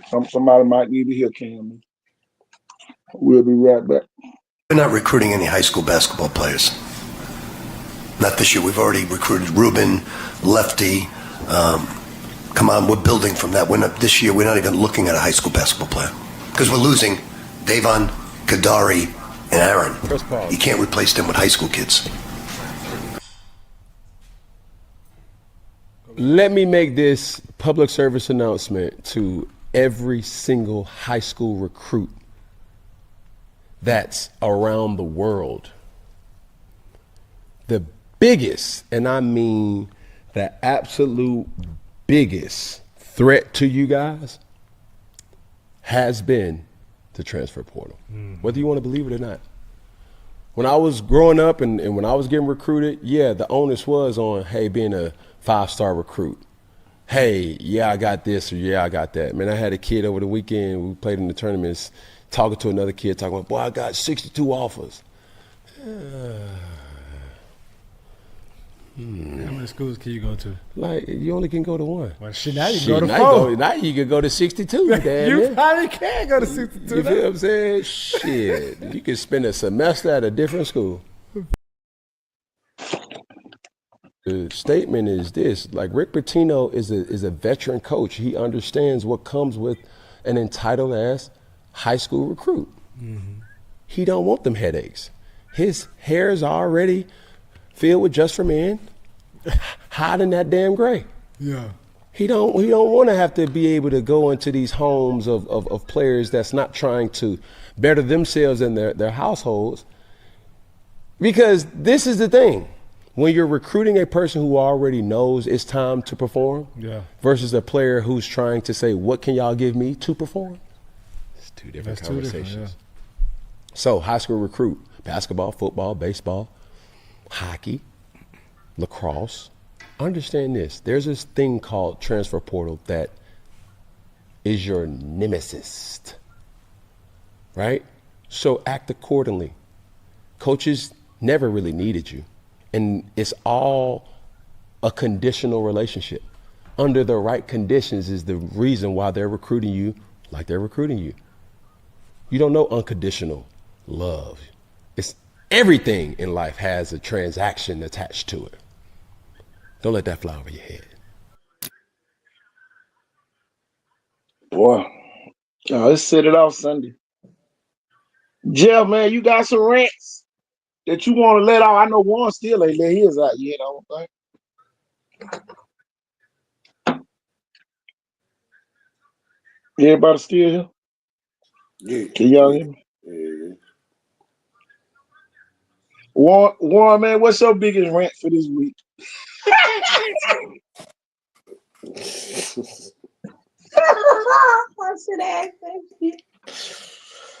Oh, man. Man. The soccer. The motherfucking soccer continues. Can't find a goddamn coach. Hey, Jeff. Jeff still on that? Yes, sir. Hey, man, why we can't find no goddamn coach, man? We're at it, Viker. Yeah. I'd love to know the same thing. Damn. I mean, what's the deal, y'all? I don't know, man.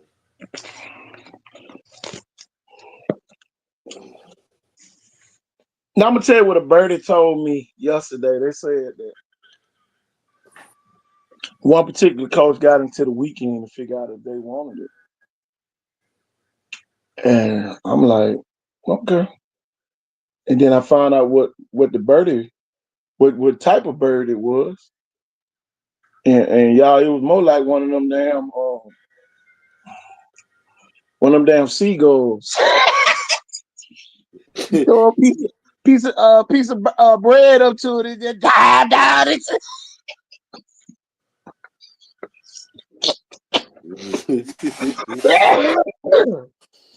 Tell you, man, we need some eagles that can't even see a damn piece of bread going up in there. Tell you. But, now it's gonna be interesting. But I did hear the superintendent did he did scare off another potential coach that would have took a job For real? down No. there. Yeah. God dang. You just playing bully ball, huh? Yeah, they said a job was gonna come open, but that person said nah. After they found out what they did to the coach, they ran away from Viger. They didn't want to entertain it. Oh, that figures. They said they rather sell jerseys than come down here and coach football. I said, damn. Why they wouldn't get to McCall? Why wouldn't Viger get it to McCall? Kendrick Nord. I like Kendrick Nord up at Blunt. No. Former college coach too.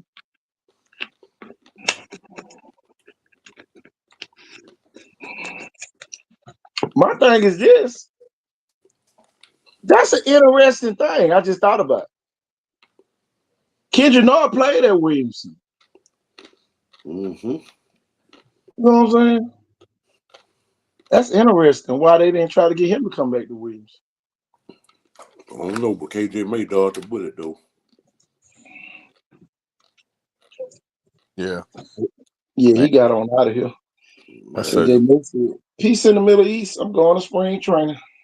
I was almost like goddamn jumping on a grenade. Mm-hmm.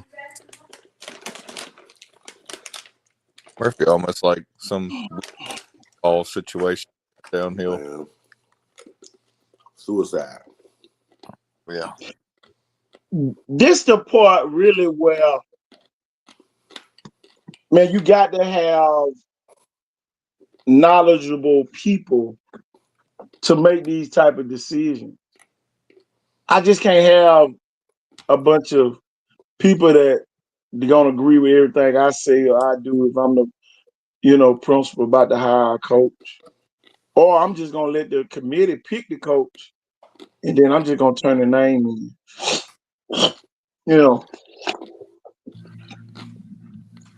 But man, it's really disheartening because now Williamson, when you look at Williamson, they got majority of their staff coming back and you make a big addition. Addition that they think is big. And it don't have to be big to the Viger people. It don't have to be big to the LaFleur people. It just got to be big for those kids to feel like, ooh, this person coming, oh, we got a better chance now. And that's the part that I think Viger might rob themselves with, because if it's any coach who they beat before, they gonna have that mentality toward their coach. One thing I can see if you go out of state and get a coach and bring them here, you never face them. But if they bringing in a coach and they beat that coach pretty bad, it's gonna be a real learning curve because are you really getting a coach or you just getting somebody who just gonna allow the kids to do whatever and keep everybody happy? You're gonna have a go along to get along coach. KT, I say that. Is this the first Viger class ever with 3 different coaches? We'll have 3 different head coaches? Oh yeah, definitely that. No, when Stevenson left, then you had Johnson, and then who you got after Johnson? Scott. Yeah, that class had that helmet. But you talking about a team that had just left the state championship game when they named Johnson the coach, and then they don't go that year, and then it was 3-4 years later, Scott was going to the ship. So it's crazy. I was out at track meet yesterday, and Pascagoula was here, and some of the other teams was here, and one of the coaches at Pascagoula said, he said, man, your nephew played at Viger. Well, I had coaches calling me over here trying to get me to come over there to help him. Making the Right. scene. I couldn't do them but laugh. They were like, man, shoot. I had Coach calling me from everywhere. He said, "Boy, I was the most popular coach on Pascagoula, in the Pascagoula school system that year. 'Cause they were calling trying to get your nephew to come to their school, see if I knew anybody in Mobile to get on here and recruit them." But I don't know, man. It's gonna be interesting. And then my thing is this, and I'm just gonna play trivia. Is the principal gonna be able to sleep with the decision, that they make for the head coaching situation when you get rid of a coach who had just won 12 games?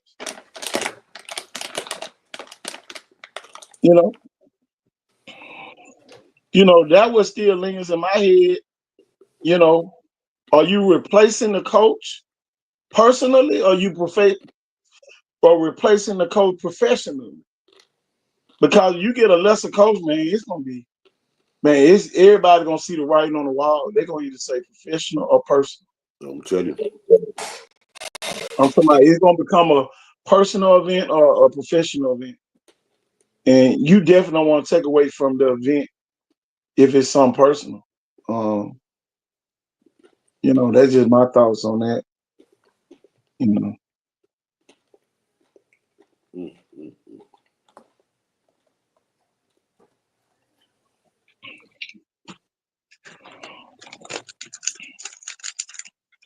That's gonna be real interesting. Y'all, it's Set It Off Sunday here on the show, man. We setting it off for the week.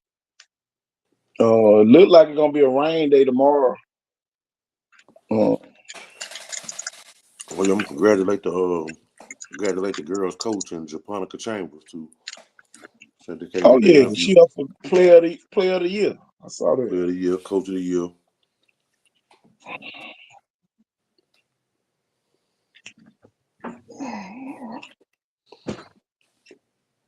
Says they can't get their interview for some crazy reason. Channel 5 said they said they want to let them interview them or something. Say the principal denied the request, several requests. Why they didn't want them? I thought I was. I saw that little side note. Mm-hmm. I thought it was. I didn't know what the hell I was looking at.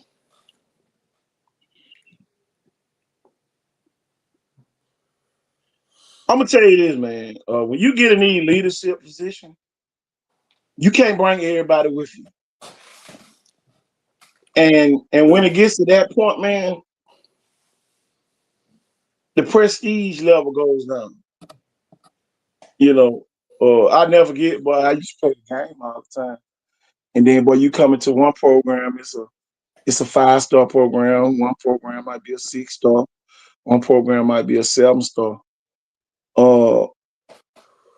You don't want to lose stars off your prestige just hiring anybody as a coach.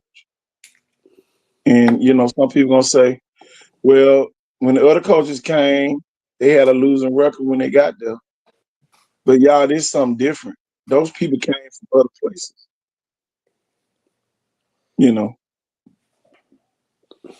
It's gonna be different, man.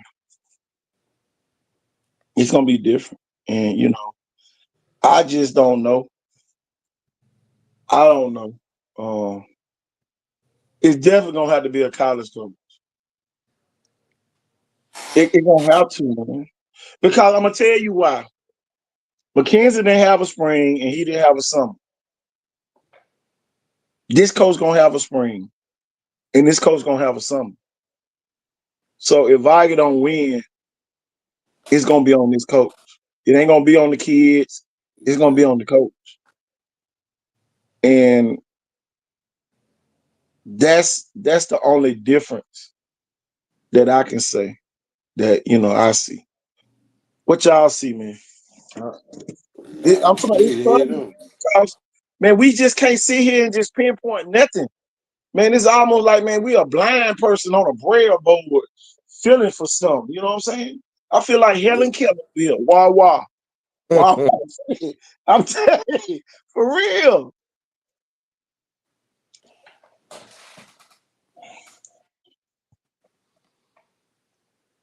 I'm telling you, man. It's crazy, man.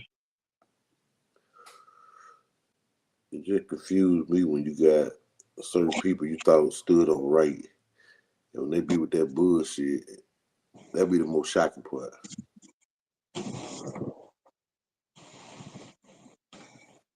I don't know what the prize is. You know, Viola had multiple 5-star players to play at Viola. My nephew was one of them. I think my nephew still got the highest recruiting rating coming out of Viking history. So I don't know. I don't know. I really don't know. I don't know I don't know. I don't know what they fighting about. I don't even know what they lobbying for.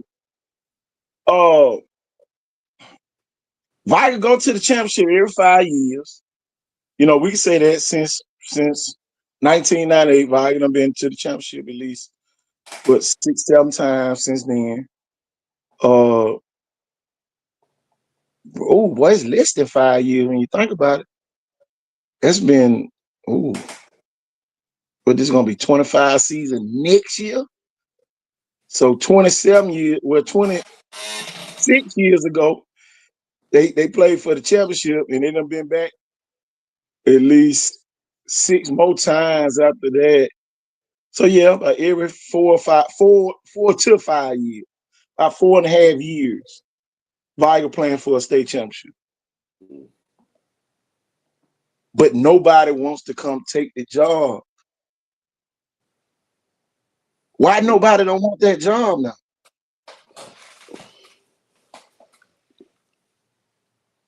Y'all, it's Set It Off Sunday, man. Put some stuff in the comments. Everybody waiting on us to say something. I know y'all got something to say. Murphy, the only other school in the Mobile County public school system besides Blunt to win a state title. They say Murphy got 13 kids at that, man. But if Murphy hire who they say they gonna hire, Murphy gonna have 113 kids. And some of these people listening on this show, some of their kids gonna be at Murphy. Might not be their personal kid, but I'm talking about the school that your kids go to. Kids gonna go there. If they get this one particular coach. And he's a true magnet. And if they do, y'all, we gonna have a damn celebration on this show, because it's gonna really show that they really trying to get the best coach for what they need at that time. See, Viking don't need talent. That's why they not worried about who the coach is. Murphy needs a coach that can pull in talent. See what LaFleur did with Perry. They hired Coach Perry, and look at the kids that's over there now. It's kind of unfair to the old coaching staff at LaFleur. I ain't gonna say it's not.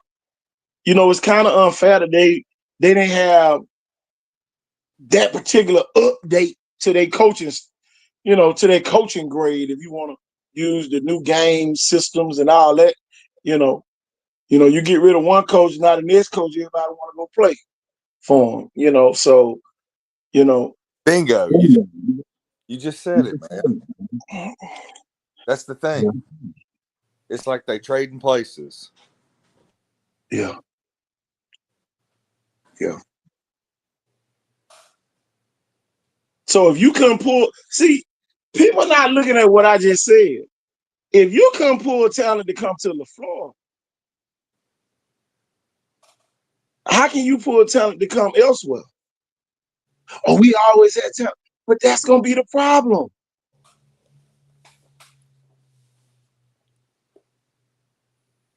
Well, they've been there before. That's gonna be the problem too. I've been to Roberts there, don't mean I want to go back and be the head coach. Oh, my bad. I'm sorry. I've been to Robbinsdale, but I ain't never applied to be the head coach at Robbinsdale. And probably would have got it.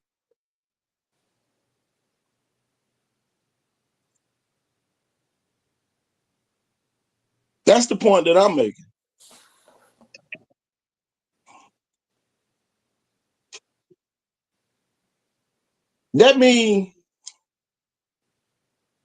That almost mean like, man, your career almost over. You know, some people might say it's an upgrade, but it might be downgraded for the school, too. So, you just gotta be careful with all of us, man. Kids gotta miss. And then y'all, when the kids don't miss, don't be surprised some of them kids start to get up out of there now. The ones who you thought were gonna stay gonna be the first ones on the first bus up out of there. Will they be able to coach in a manner to develop kids? That's my question. We need a Kerry Stevenson. A Yeah. motherfucker that don't know the X's and O's, but know how to put people in spots to do shit. Yeah.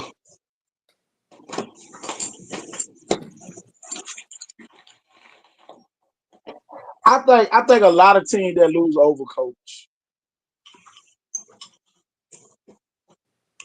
I think a lot of the schools that lose, that I see losing around here now, they overcoach.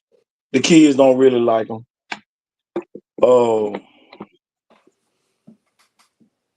And then at this point, the kids really don't know what to like when you change the coaches so rapidly. It's almost like they got the upper hand. And why should the kid have the upper hand over the adult? I ain't figured that part out yet. Yeah. But it is what it is, man. Some people gonna love it, some people gonna like it, some people gonna hate it. But I'm gonna tell you who really gonna like it. The other teams in this region. They love it. It's almost gonna be like the year Lev Holly introduced himself. Yeah, I'm the coach at Blount High School. We were 6-4, and everybody in the room started laughing at the coaches meeting for the playoff.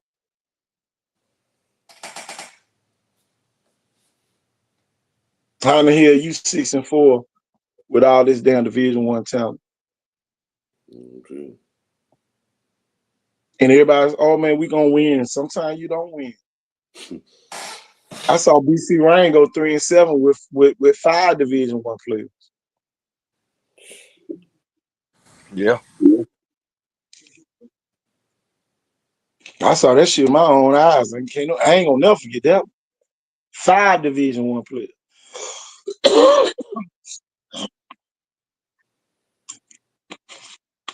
And then my thing is this: don't nobody want to be the group that mess up the tradition of the school.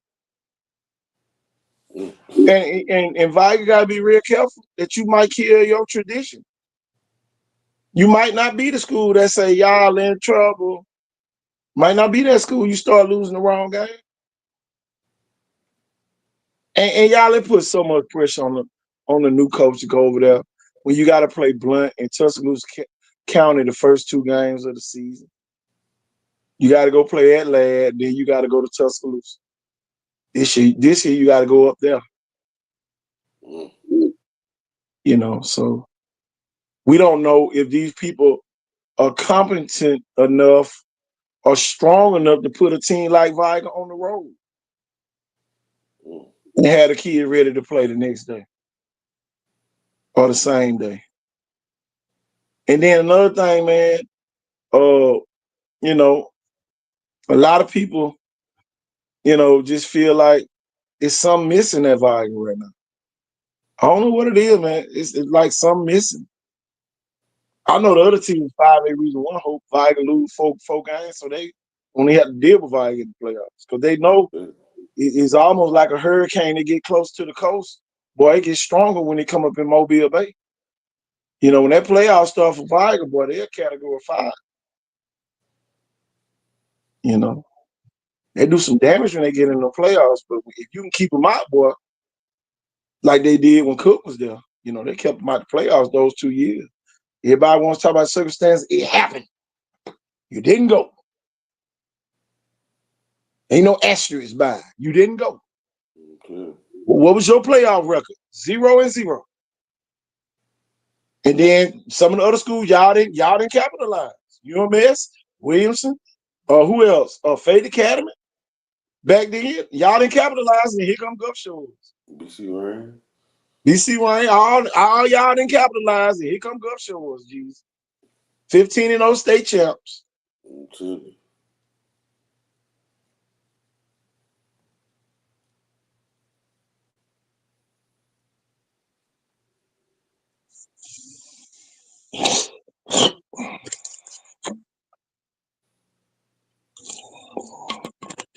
It's gonna be interesting, man.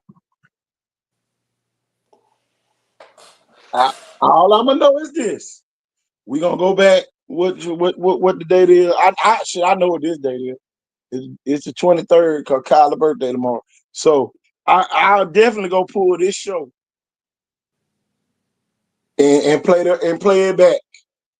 That we warned you, we told you. If it falls through, and y'all, that's why the shows. Y'all, that's why this show exists anyway. And just like I told them about Central Clay, that was on October the 2nd. I made this video on Central Clay, y'all. I'm gonna play it real quick. Talking about 5A and all that, y'all. Hold on, y'all. We'll be right back. I'm just gonna show y'all what I'm watching.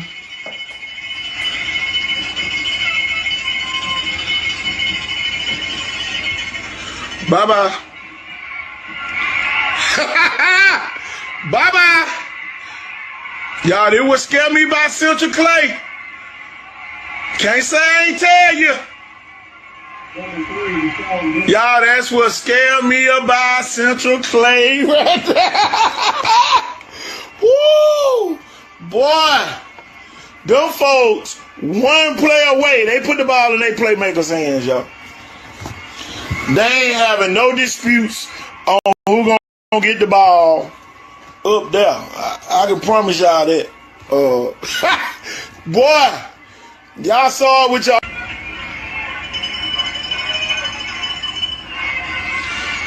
See, I want y'all to see what I be seeing, man.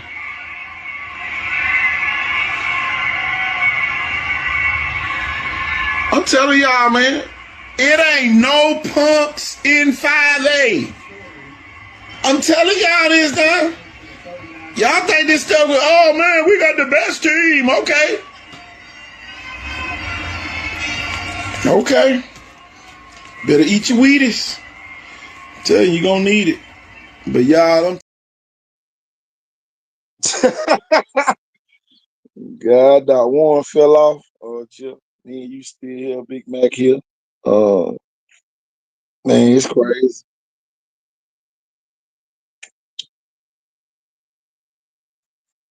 You know it. You hear me, KT? Oh, okay. Hey, I said I don't know if you heard me or not, but you get a chance, go take a peek at our little group chat. You might laugh.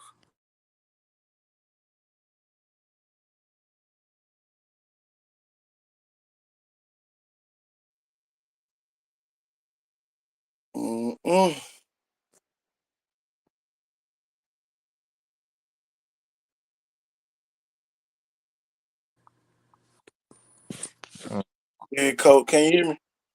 Yeah. Yeah. Man, it just, I got a feeling, man, they gonna hire. I got a feeling there's gonna be a shocking hire at Viger, and it's gonna have people in disarray. I just got a feeling. I got a feeling. I got a feeling. I'm telling you.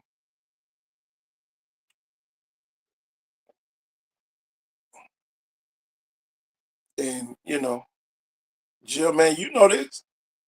Man, them kids gonna be junking the hell out them kids at Viger. They hired the wrong person over there. Oh yeah.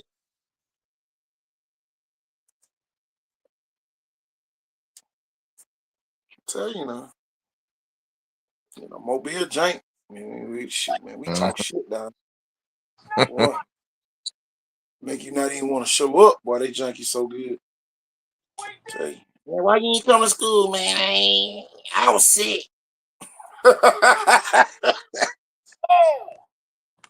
Man, y'all coach sorry as hell. I'm telling you. Hey, but y'all should have had a special ed teacher to be the coach over there. Walk in the kids now, man. I can tell you this, man. If the kids go tell the story, man. The kids go tell the story. I'll tell you.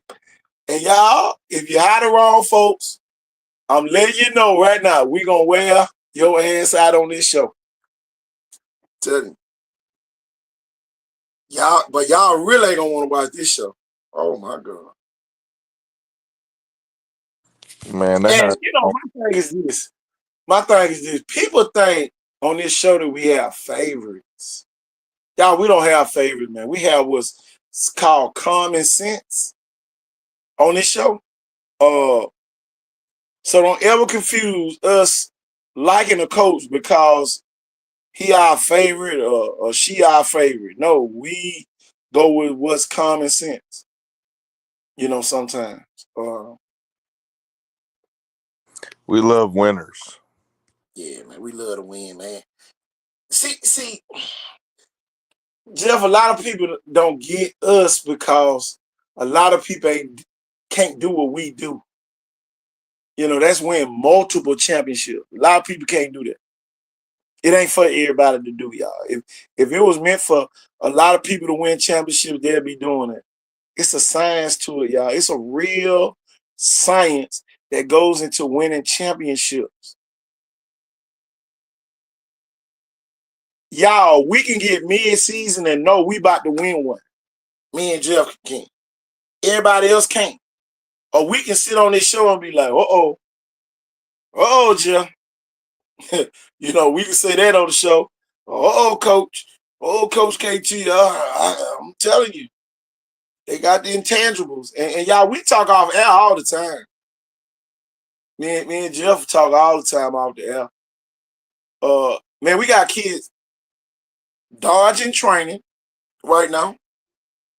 And just because they're the local bully, Jeff, they're going to think they done did something. Oh, man, we beat the hell out of them, Murphy.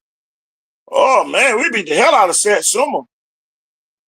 But boy, you going to get in them playoffs. And it's going to be that team. It's going to be us versus them. Who you think going to win? I'm telling you now.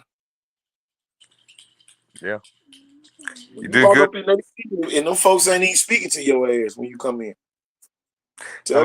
It's like we talk about Mobile area usually knows Mobile area kids, but then once it's kind of like, well, you don't know them Jackson kids, and I'm just using them for an example on most teams because the only team that barely's been able to prove they could do something with them was Saraland in game 1 of last year. So, it's just one of those things where it's like, man, them up the road teams, you think like, oh man, I grew up playing in Mobile, we're gonna beat the hell out of them, and then they end up, it ends up being like just no matter what the score is, it just ends up being the most like heartbreaking loss that you've ever had because it's in a game like the playoffs, and then you have to learn, man, these teams up the road, they play really great football and they have some really great coaches. This is the only place they play football, y'all. And for years, the truth about it was, and this is what the kids end up finding out, besides like a Viger, or a private school or Spanish Fort, we've never had good luck with up the road teams. The majority of the time, they beat us. Y'all, it's been a miracle that Saraland went up there 3 years in a row, y'all. I want everybody to understand it. Pike Row had just humiliated St. Paul the week before Saraland went to whoop their ass. And y'all, I'm telling you, that's how serious it is. Normally set it off Sunday, be calm, but some of y'all really don't get it. Oh, Syrian winning. Man, that ain't common. That's like what hard work looks like. You know? And some of the kids who got high expectations, man, you're gonna be looking at them hand the ball off to a running back instead of throw you that bomb like they used to next season. Y'all is not gonna be the same. It doesn't mean that they're not gonna win. You're gonna feel like some of y'all lost because you ain't gonna be getting the ball. You know? You know how that feeling is, Jim? Well, you used to catch 3 or 4 passes every game, and now you ain't getting the ball. So, well, you skipping a game. Next game, you might get the ball 1 time, skip a game. Next game, you might get it 4 times, skip a game, you know? That's why I say it's back to normal. Sarah had some supernatural kids up there recently. I'm not saying some of them can't be, but until you guilty until proven innocent. Telling you mediocre until you prove that you just a 5-star. You know what I'm saying? Y'all never forget when Marvin Senior he had picked up 4 5-stars, and y'all his senior year he was there by himself. And I think Viger lost a couple games that year, his senior year. Man, that's the worst feeling in the world, man. When you know you're good and can't nobody get you the ball. Either you're not a good leader, or your offensive line not good, or your quarterback not good. Something missing. I never get when Ellis Langston was at Viger.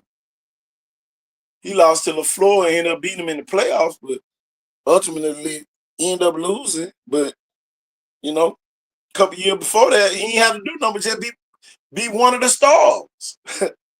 But I'm telling you, man, the worst feeling is when you go from one of the stars to the only star, and now everybody depending on you to do something, and you can't get nothing going because they bracket coveraging and they putting their best player on you. You know, they keying in on you and you can't get nothing going, and now the team struggling. But man, we got weapons until proven guilty. I'm telling you, you got to prove that you are a weapon. I'm still watching 7-on-7 videos with kids dropping passes, but you think you're going to put on pads and kiss them balls. You're not going to do it.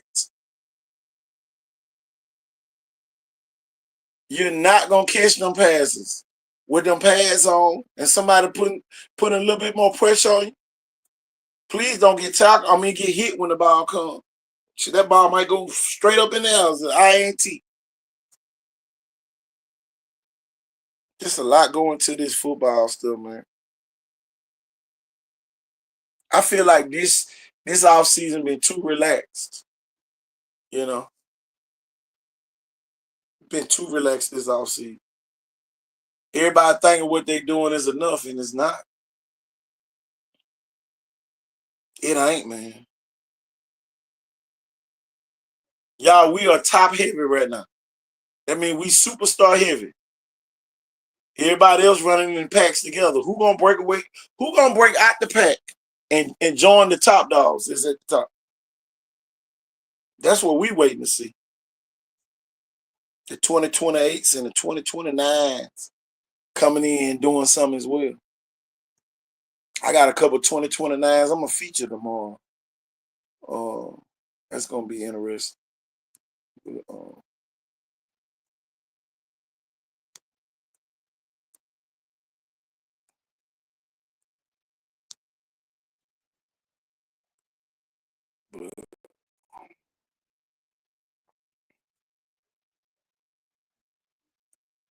Know what I'm saying, Miss Chapman? It's a lot of question marks. And without the offensive line, the defensive line, you ain't going nowhere. People still filling holes. What's your thoughts on the offensive lines, Jeff? Yeah, that's definitely been our weakest link. I mean, had to look all the way from, they just kind of pop up here and there. Like we had a young man from Foley, or, it's like Foley or Alma Bryan or something, Daphne. I don't, we're having to look at kids that are elite linemen all the way from Pensacola. It's like you'd think Saraland would have one. And I think that's what kind of hurt them last year, and when they got to the championship. Really, even the last 2 years, we don't have any D1 offer offensive linemen from that program, which you think would be able to develop a kid to be a Division I offensive lineman. I think it really hurt them when they lost their, all-time great offensive line coach that had been there forever, Coach Fancher. But then at the same time, sometimes I think even though they may have a good coach for some reason, and maybe that's been their weak link on all those other teams that just couldn't quite get it done, besides maybe the 22 team that just outscored everybody and had a pretty good defense. Maybe KJ Lacey wouldn't have to do so much scrambling if he had a little bit better protection. But those guys, maybe that's just the best they can do.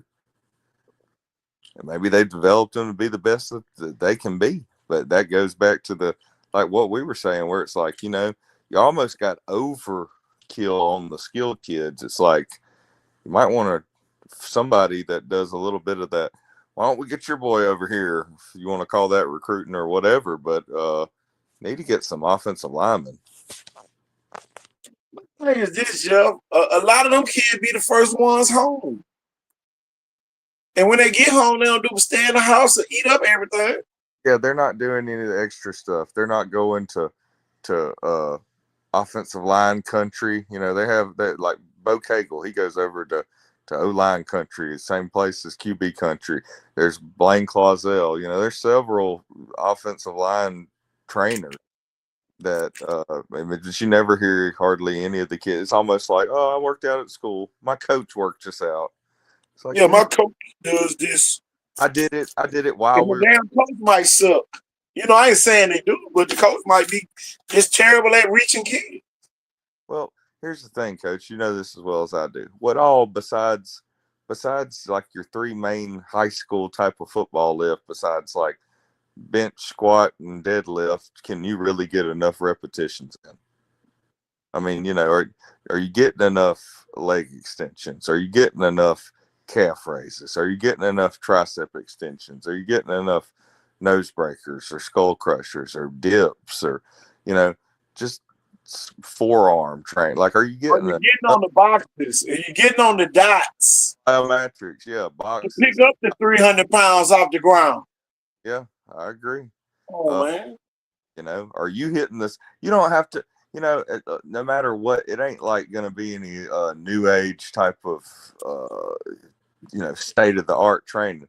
But, on a lot of the old Viger days, you go over there, and even some of those kids that were just looking to go to a Miles and Alabama A&M and Alabama State or something like that, what do? They're over there pushing sleds, everything. Hitting the sleds, driving the sled off the ball, coming out of an offensive line stance and working on steps of actual plays and how they're going to block the man. On especially like the one man sled, taking turns, kind of like, well, this is what my job would be. Or then another kid holds a sandbag dummy, like a pop-up dummy, and he's like the backer or something, and it's like, all right, I'm gonna have to, we got a double team here, and then I'm getting the backer here, or what, moving combo off him. Yep.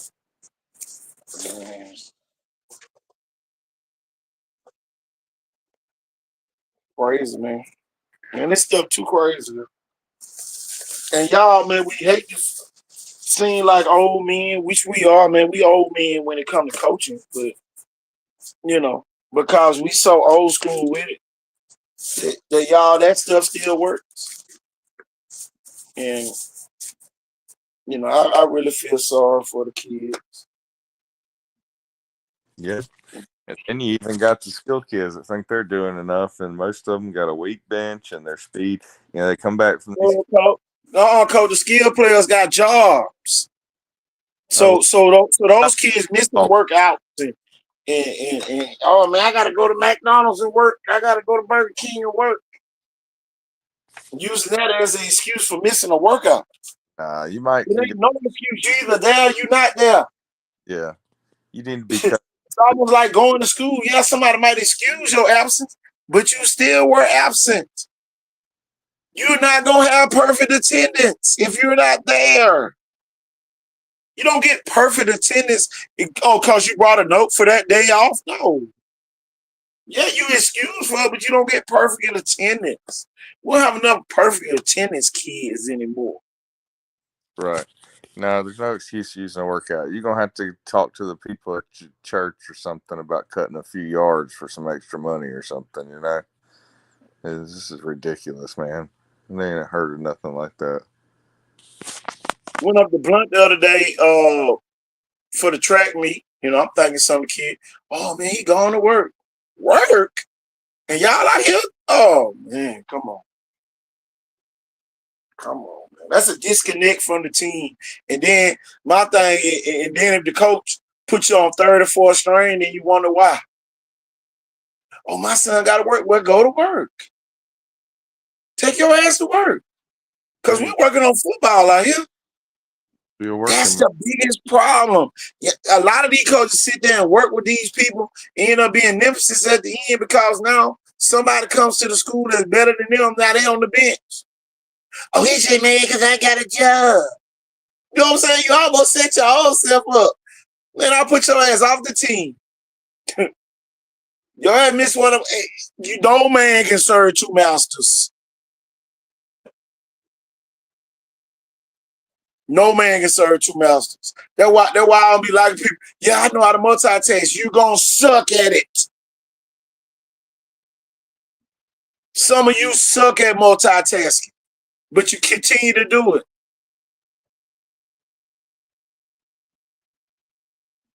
I'm telling you. Don't be too crazy, man. Now we looking for officials. Some of you parents, come on, get you one of them jobs as a side hustle, so your kid won't have to go work and miss workouts. Because some of your kids do want to go play college football. You're not getting an NIL deal working at churches,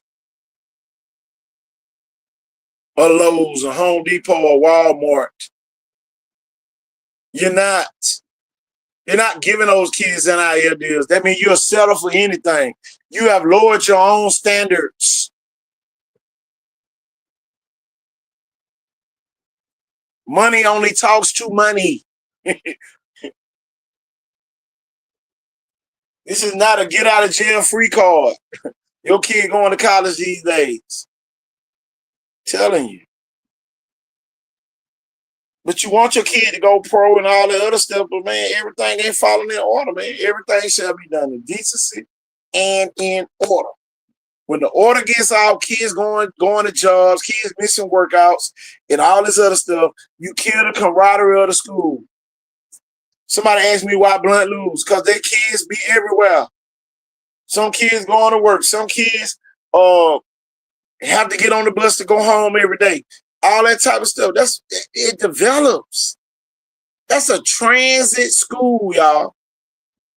Don't nobody who live by Blunt go to Blunt. I'm gonna say that for the people waiting in the back. And it don't matter if you bring Jesus up there to be the coach himself. He gonna struggle to find a way to win that Blunt. If them kids can't get there.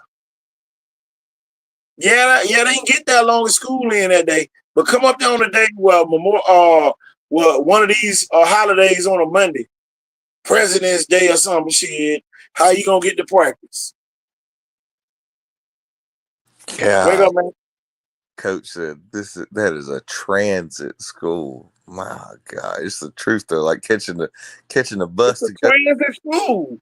Everybody that goes to that school has to find a way to get there. Hey, it sounds like the elderly people talk about.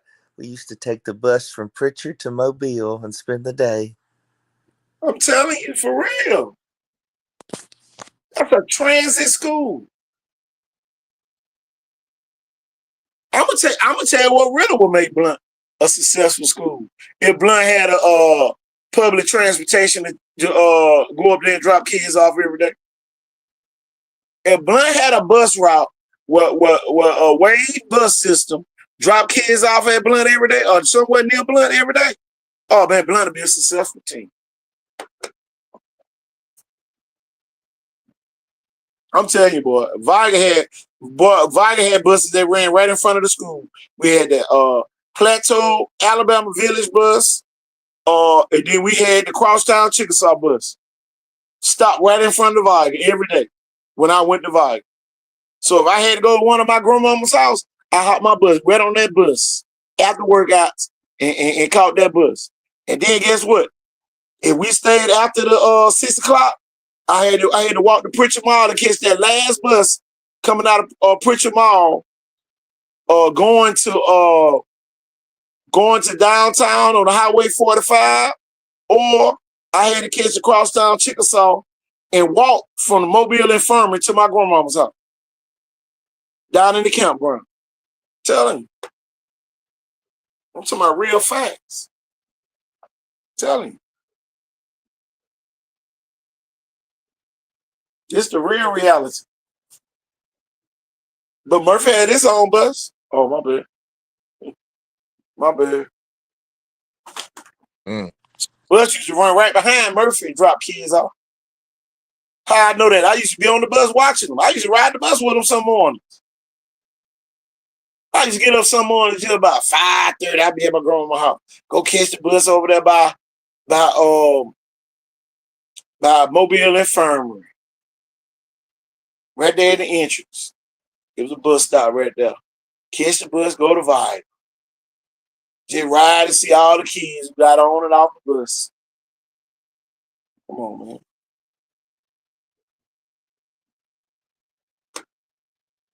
Those the days, though.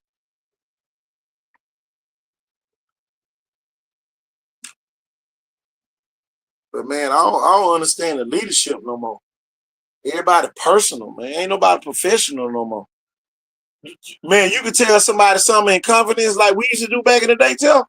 Shit, everybody in the office, you know. By lunchtime, you tell them that morning, by lunchtime, everybody in the office knows what you told that person. Unprofessional environments. Man, I'll be done punch one of them folk. You done told my business.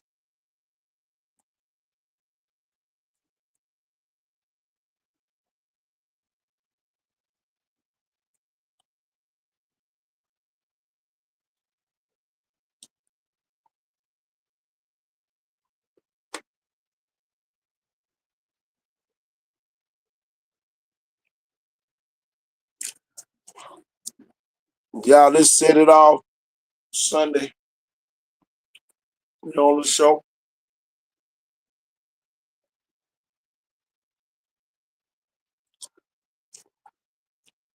You can't win if you ain't got the trenches. You ain't winning unless you got the trenches.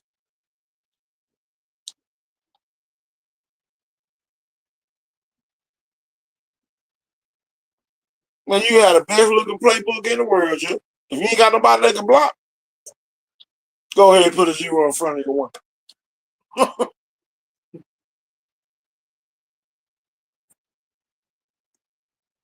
Wake up, Big Mac. You know, maybe I'm wrong about you, KT. Best teams I ever coached. I had a great offensive line. Worst teams, even at Viger and Mobile Christian on varsity staffs. The worst teams I ever coached, I knew it was going to be bad from the start because we had a weak offensive line.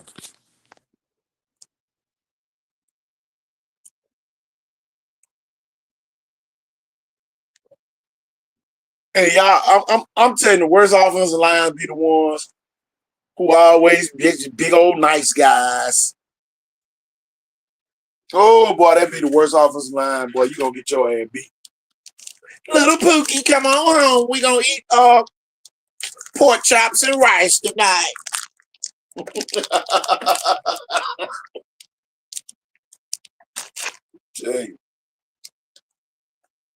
I'm going to buy you 5 hot and spices on the way home.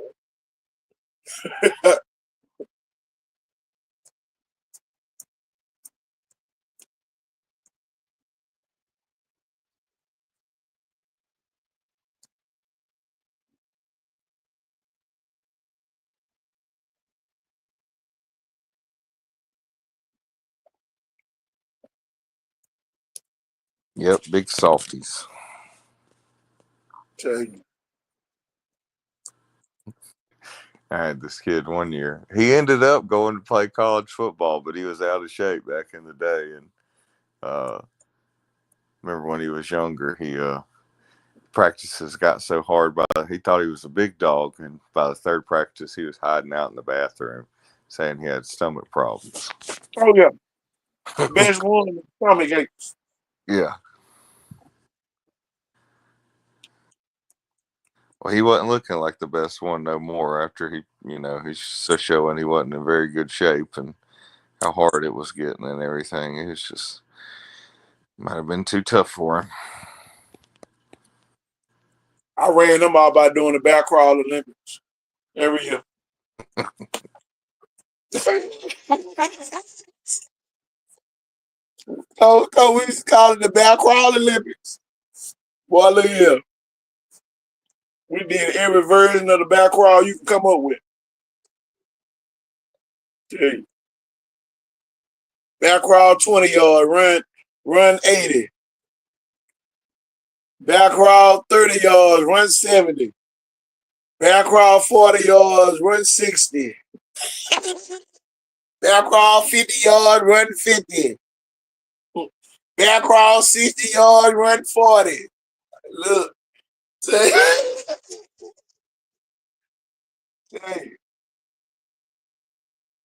I had no time for no losers to be on my team, Coach. I swear I did. I had a zero tolerance for losing.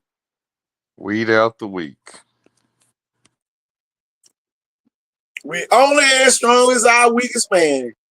And we get what we were going to find out who the weakest man was. I swear. Okay. Yeah, it took some of them linemen all day.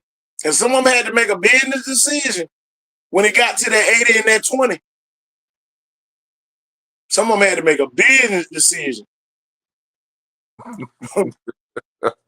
So, what the life is it?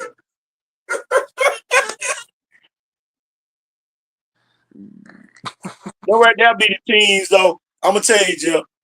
The team that struggled at back crawling, I had no problems inside their school. None.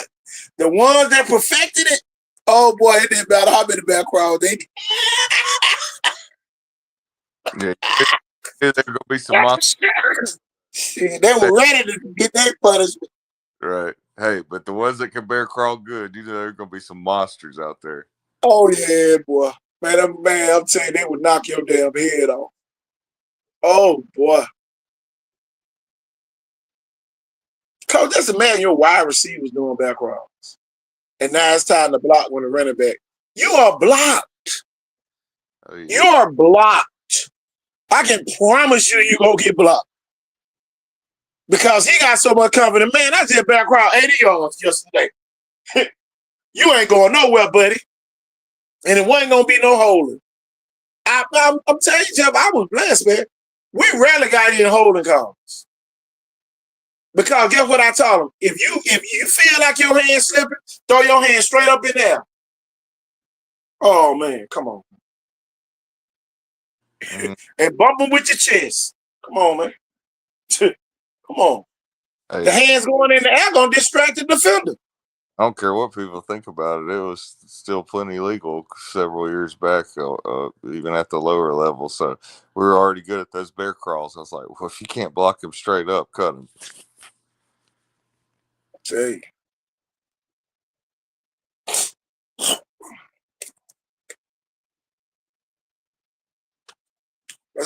But as a defensive lineman, that's where them back crawls come in at. Because now when that joker try to cut you, boy, you punching them down, punching this back into the doggone ground. And now you holding them down while you find football. Yep. Hey, I was very proud of this kid. I didn't get on the show earlier, but I saw his 40 being posted by people, several Viagra alums like Keith Ray and some other my Viagra buddies. But kid that ended we had a chance to win 8 in a row at Chestang, and it was the 2014 season. Some people say it was the longest game ever in middle school history, the championship game that year, got beat by Desmond Little and the crew at County. They had a dream team that year. He played quarterback in Ben, so I'll never forget that kid. He put an end to the Chestang dynasty, him and a couple other kids. My dad got me right there. Is that him? Yes, sir, that is him. God, he was at least 6'4", 6'5" in middle school. And could fly. And could fly. Speed matters, Jeff. Uh-oh. That's our new hashtag. Yep. Uh-oh. New hashtag alert. Yep. Speed matters. Speed matters. You know, Nike and Rich Myers and some other people's business, they say speed kills. So that's how. Yeah, hashtag they roll under the bottom.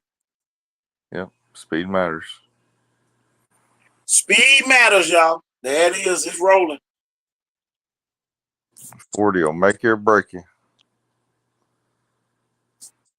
And big boys, if you can't run, you can't play college. No. Stay your big ass home and go make hamburgers. And definitely not the NFL. And if you're the top guy, the faster guys. That's what's giving them the edge. No pun intended. Just the position Desmond's playing right there. Yeah, you know, there's been college coaches that recruit guys that don't have some of the better hands. But, you know, we talk about kids, we wish they got a few drops every now and then. But the thing about it is, like they say, just give me a guy with speed. I'll teach him how to catch. And if you're a receiver and can't block, you ain't a receiver. Simple. Blocking go with it too. Yep. Damn running back break around your end and you can't hold your block. Hold it. Oh, you got to hold on number 18 over here in white. White team number 18 with a hold.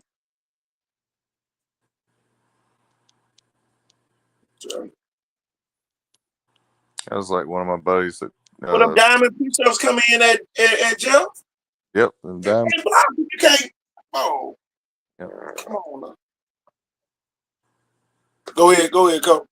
No, I was just gonna say one of my buddies that was Tobias Gills. Even though he played both sides of the ball, but when he played receiver at Viger, that group of receivers that season, they would block people on the first play of the game to the fence on the sideline, even if they took a penalty.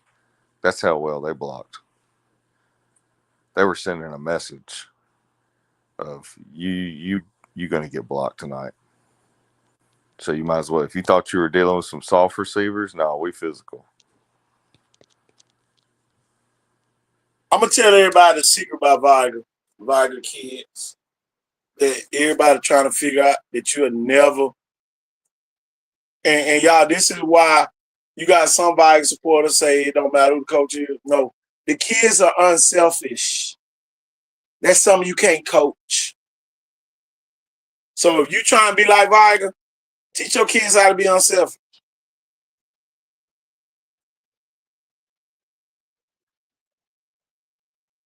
Tell you.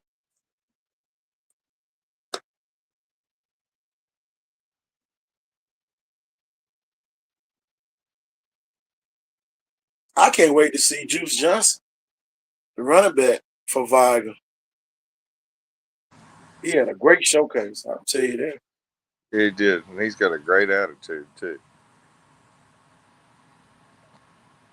Him and the running back from T.R. Miller. Yep. I mean, WSN. I said T.R. Miller. Yeah. They were the two main kids that actually came up, and they made other kids come with them. So you know that they had some kind of a leadership quality. But, asking us after, of course, I met with a certain group that had the good 40 times. I wanted to make sure I got all their names, and they were two of them. But other kids started to walk off, and both of them about the same time. Coach, I had a question for you. Yeah, Coach, I had a question too. It was the same question. just in your opinion, besides so and so maybe getting a little faster, what are some things you saw today that you feel like I need to work on to make me the best that I can be, Coach? So they weren't know-it-all kids that thought, I got this. I don't get better at anything. No, they're looking to get better. And for all the people out there, until you make a name for yourself, don't nobody care what school you go to. I go to Salem. What have you done? Nigga, what have you done? Wilson, what have you done? You almost like the toilet paper inside the damn bathroom. What?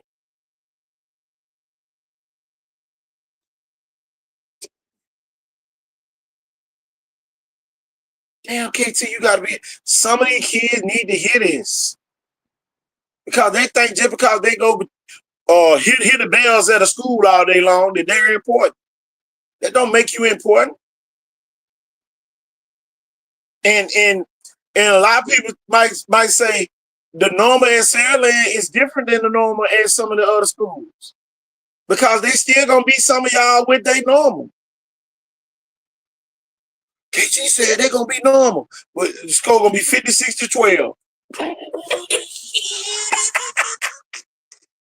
Damn, they gotta be 41 then. KG said Saraland back to normal. Come on.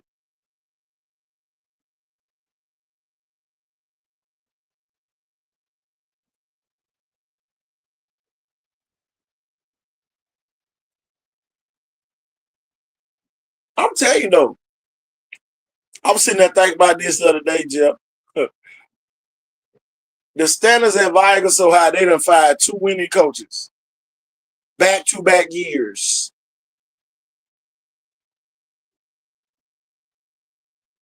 Two winning coaches back-to-back, well, last 3 times, shit.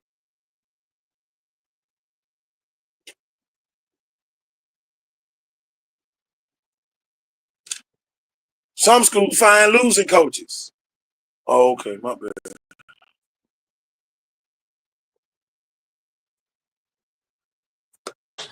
Yeah. Cole, it ain't nowhere in the hell. Cole, it ain't nowhere in the hell, Cole. If I was a losing coach, I'd be trying to go coach at Viga. Unless I was going to be in a coordinator or some shit. And then, well, no, it don't even matter about that, Coach. Your resume's got to be a body of work. Your body of work can't be one good season as an assistant coach, and then you had losing seasons, and then you don't really have any other seasons. What have you done? Have you even coaching at Viger? You've had to at least coach for either 10 years or been on some really great staff somewhere and won multiple championships as an assistant coach, and you're being highly recommended by lots of other mentor type state championship type coaches. I mean, come on, man. There has to be a line that you have to be able to, some kind of a pinnacle to even be acknowledged of being interviewed for that job. Man, it's going to be a media frenzy if Viga hires a mediocre coach. It's going to be a media frenzy.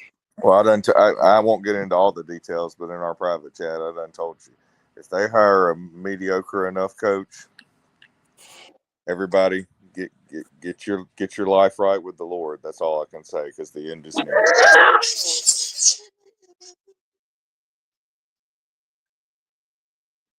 We in the last days, Jeff. These are the last days, y'all. It's just, men will have visions.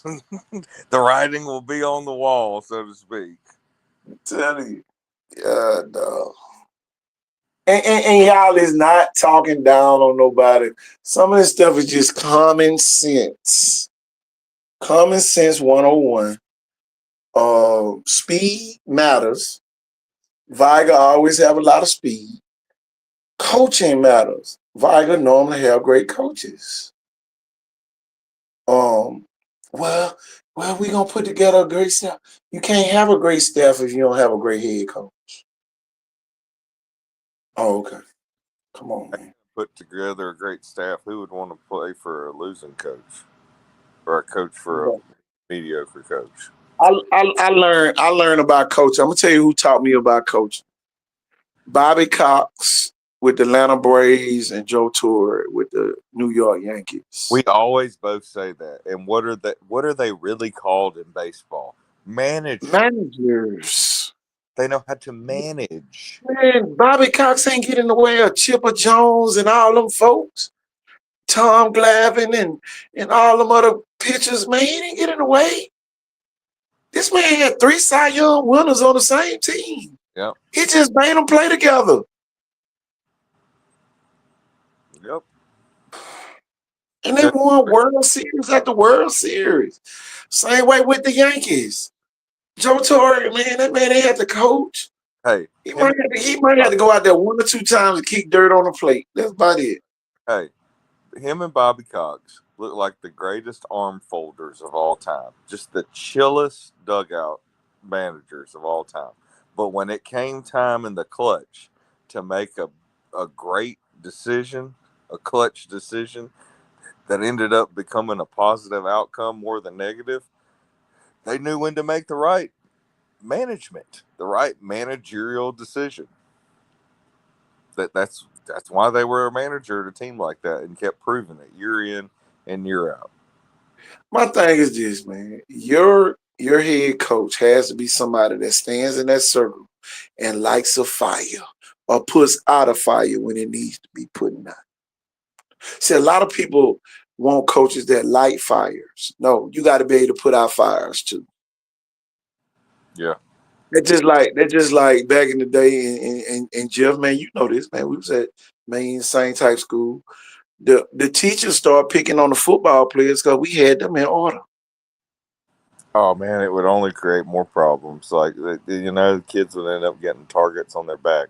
Half of them would be like, "I ain't even gonna wear my jersey on game day. I don't want to know I'm a player." Make them think I quit the team. So a manager, which I was a great manager. I lighten up on them. If we doing what we supposed to do, I'm finna lighten up on you out here on this football field. Why am I gonna penalize you because they said you were talking in class? What the hell everybody else was doing? Right. Yeah, they'd always want to hold them to this higher standard, like they were supposed to be this, like they had seen some Tim Tebow special or something. They wanted every athlete to be that. You ain't say nothing to little pook ass who's sitting over there cussing you out. Yep. You ain't say nothing to him, but you gonna penalize the football team? Oh, hell no. I'll never forget, y'all, Jawan Hector could tell you this story.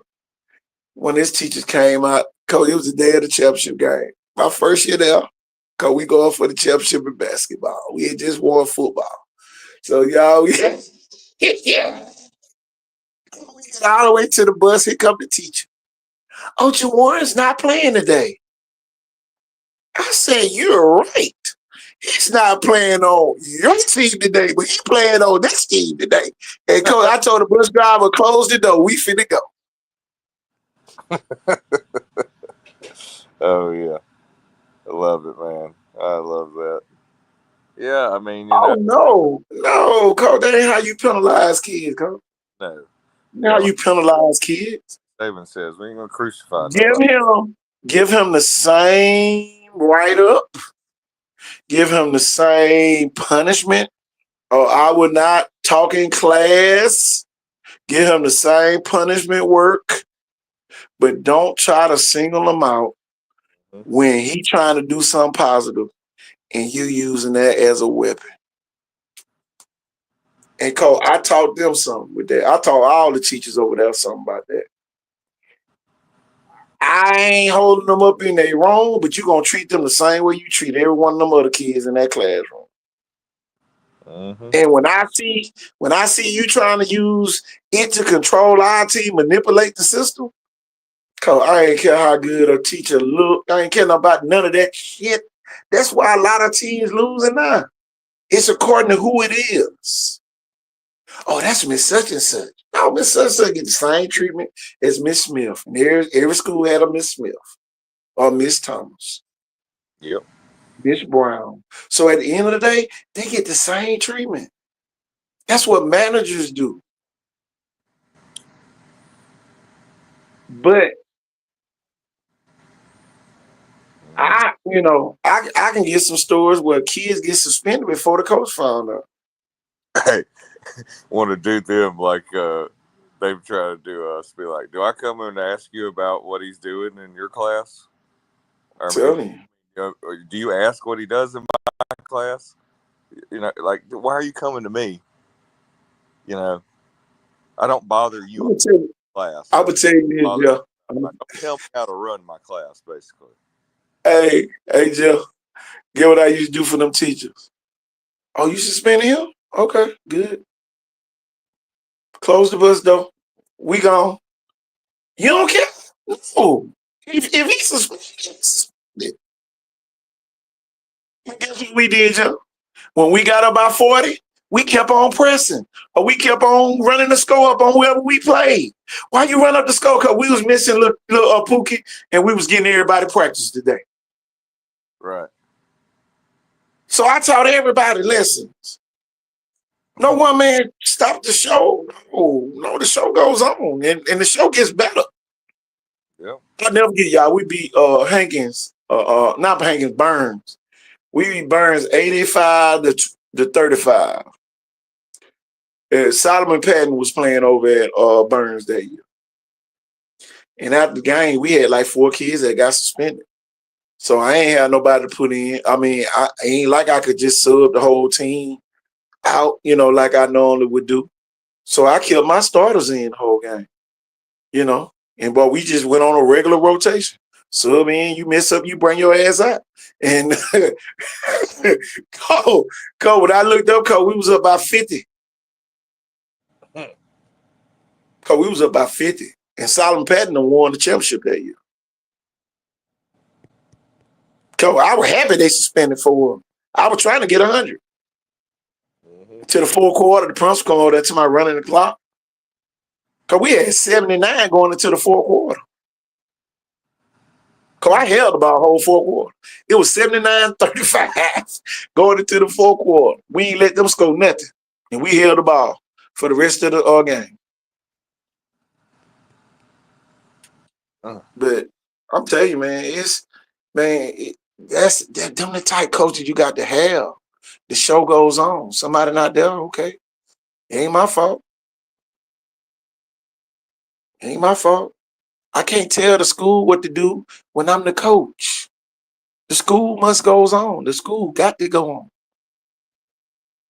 But you ain't gonna tell me who to put in this game. And you ain't gonna tell me how long he gonna play. And you ain't gonna tell me not to run the score up when you just suspended my players. I didn't tell you. I didn't tell you what to do. And then everybody want to throw the sportsmanship rule. Ain't no damn sportsmanship. On the sportsmanship is after the game, we gonna shake y'all hand after we done kick y'all ass. That's the only sportsmanship we gonna show y'all the whole game. Yep. And that's the only sportsmanship that should be shown.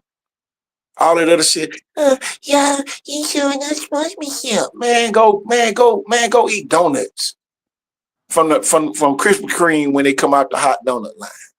Yeah. Man, you something else to do. Higher level. Tell you, anybody got time for all that? Man, all them feelings, ain't no feelings in this stuff. We playing the game that we love to play. We're coaching the game that we love to play. And y'all, this is the reason why, we want championships. It's your job to make sure that we don't blow you out. Oh, now we're in a good game? Oh, it's your job to win the game.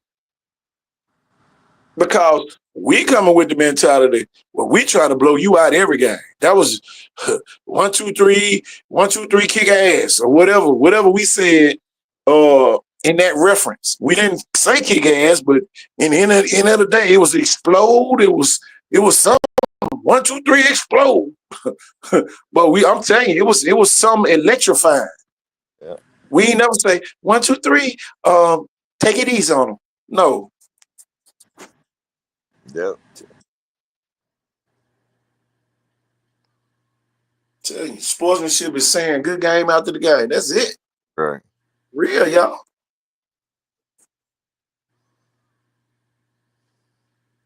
Who that is knocking? I don't know. It might be Mac or Warren again. Or hold on, let me see. It's the Mac fell off. He fell off. I don't know who. The door. See Mac it? fell off. Why ain't nobody said let me in?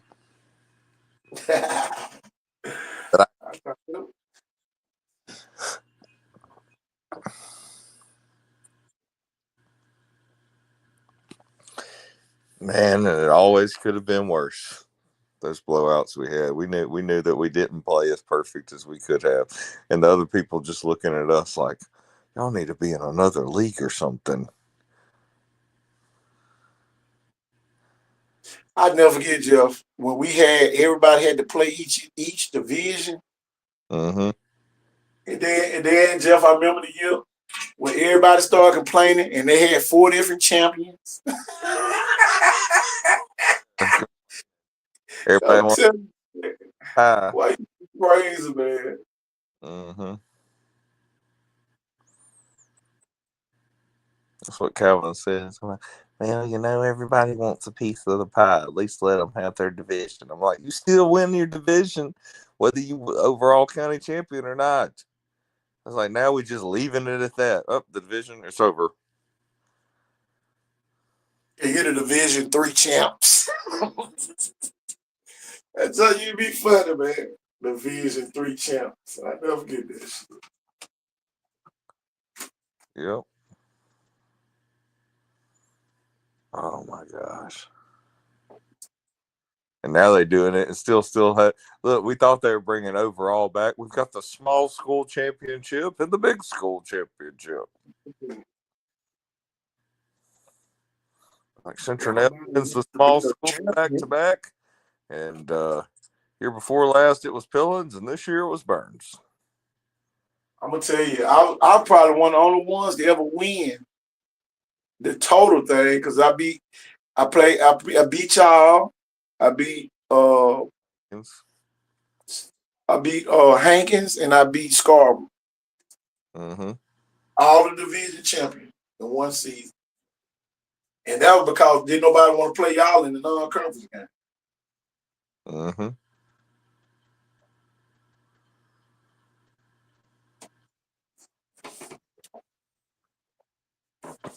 Once you got out, we were the only team.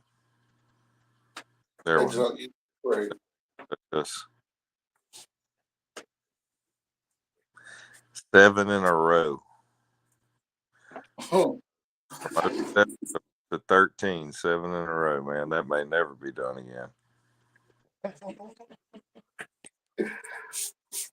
Y'all went on a streak, boy. And nobody want to get near that garden over there. Hey, Sam Shelton told me, he said, man, you don't supposed to have that ring now. I said, man, you the reason why I got it. That's why we started getting them. I'm telling you, I went on a streak after that, boy. Yeah. God, dog. Calvin finally let us get rings. Yeah. He said, man, y'all the overall champ, man. That's the first time they ever happened. I said, God, dog. I said, man, that's the first. He said, normally, 2 of the champions don't even play. What are you doing now? Weird.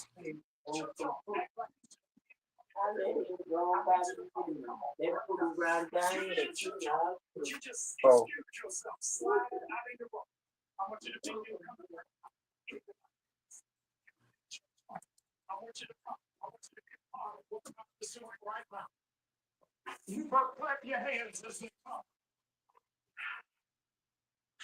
There's some preaching going on back there. Oh, yeah. Some preaching and praising. Cole, I'll tell you, man. I'll tell you, man. We go do a coaching 101 thing. We gonna talk about what a game day. Cole, I want you to talk about what y'all game days consisted of, and then I'm gonna talk about what mine consisted of down at Baynes. When I was down there, the stuff we would do, and especially in them championship years, it was like routine. But tell everybody how your days went when you had all that talent coming through like that. Well, funny thing is, I say this, when maybe not like trouble, but even when the teacher's like, Marcus is, I'm just using, this ain't wasn't maybe even a kid's real name or something, but uh, Daniel's getting in trouble, like, he's really, like he's being a class clown, like right before the game, hadn't heard nothing from the lady all the time. It's like, so what are you saying? Like just like, I mean, he's on my list. Like it's getting, if he keeps this up, I don't know if he's gonna, if we need to reward him like with football or something. Like, okay, so I got get on to him or something, like a kid almost really gets in trouble, but it really wasn't that bad or something, and it's like they coming to me with this. We got the team meal here in a minute, blah blah blah. But this is what I always knew. This is the God's honest truth. On a day where you think everything is effed up and you're like, I got a game to go win, we've worked hard all week and everybody still wants us to win. The community, the school, the principal, whatever. The most messed up days, I knew we were going to kick ass. I knew that was going to be like some of the best games. Like, okay, it seems like everything's a little off, but it's going to be a great game. Still, I'm going to find a way to get reorganized here, and we're going to do this. We're still going to stick to the script, which is pregame meal. I would have last block off or period, whatever you want to call it. So normally I'd be getting the film read here, like a little bit of, the icing down some water bottles, something, or whatever, like redoing. A kid bring me his helmet piece. So it was just, we always watched film when they first got in there, got their equipment on or whatever. We'd watch film of the day's practice the day before real fast, it wouldn't waste a whole lot of time or whatever. But anyway, we, I would go to the chick, man. It was like good luck or something. I'm telling you, we would eat this every pregame meal. They play hard for you. And we'd always have like one left over for the offensive line after the game. And I had a little toaster oven in the coach's office. So, boy, they'd really like that reheated piece. But Little Caesar's hot and ready pizza before the game. You get you a Powerade. And it came from the Little Caesars in Chickasaw. It was like something magic about going to the one in Chickasaw. And they'd, hey, coach, and you're here to pick up the team pizza. And yeah, blah, blah, blah. And sure enough, I get back to school and have everything set up, the napkins, where everybody, offensive line was first. You get your pick. They get everything first. They're the most important people on the team. We can't do nothing without the O-line. And, we'd eat our team meal and then we'd, and say a prayer with it and everything, and like Lord's Prayer or whatever. And then we'd watch the film of the practice the day before and, making sure, everybody knew their assignment of this team we were going to play, and basically the script on offense and, what to look for at a certain field we were playing at, or, whatever, whether it be at home, little things we could use for advantages. And then, they get dressed. We might say one more, I give a little locker room speech. We may say one more team prayer and we'd run out the door, or depending, we might play one home game on campus at the field we had at Chastain. Most of the time we were playing at Pritchard Stadium, sometimes under the lights, getting them ready to play under the lights, either for, most of them went to Blount, but the few that played at Viger, they get to play on that field again. But they were getting to play at Pritchard Stadium under the lights, And if we weren't playing an away game most of the time, or that one home game a year on campus. And, we do our stretch routine and offense runs some plays, and we go out there and just kick ass. It really wasn't. It was just day in and day out. It was almost just a routine. It's kind of boring. We kind of ran it like the military. It wasn't really anything. It was keep it simple, stupid. The kids knew what to do. They knew their job.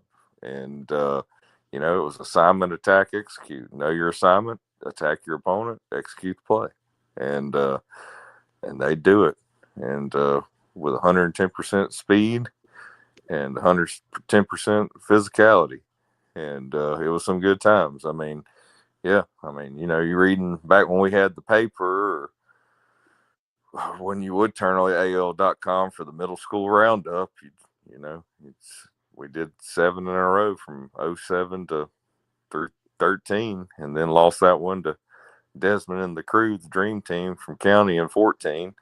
I went to Viger in 15. Derek and Eric got me to come over there, and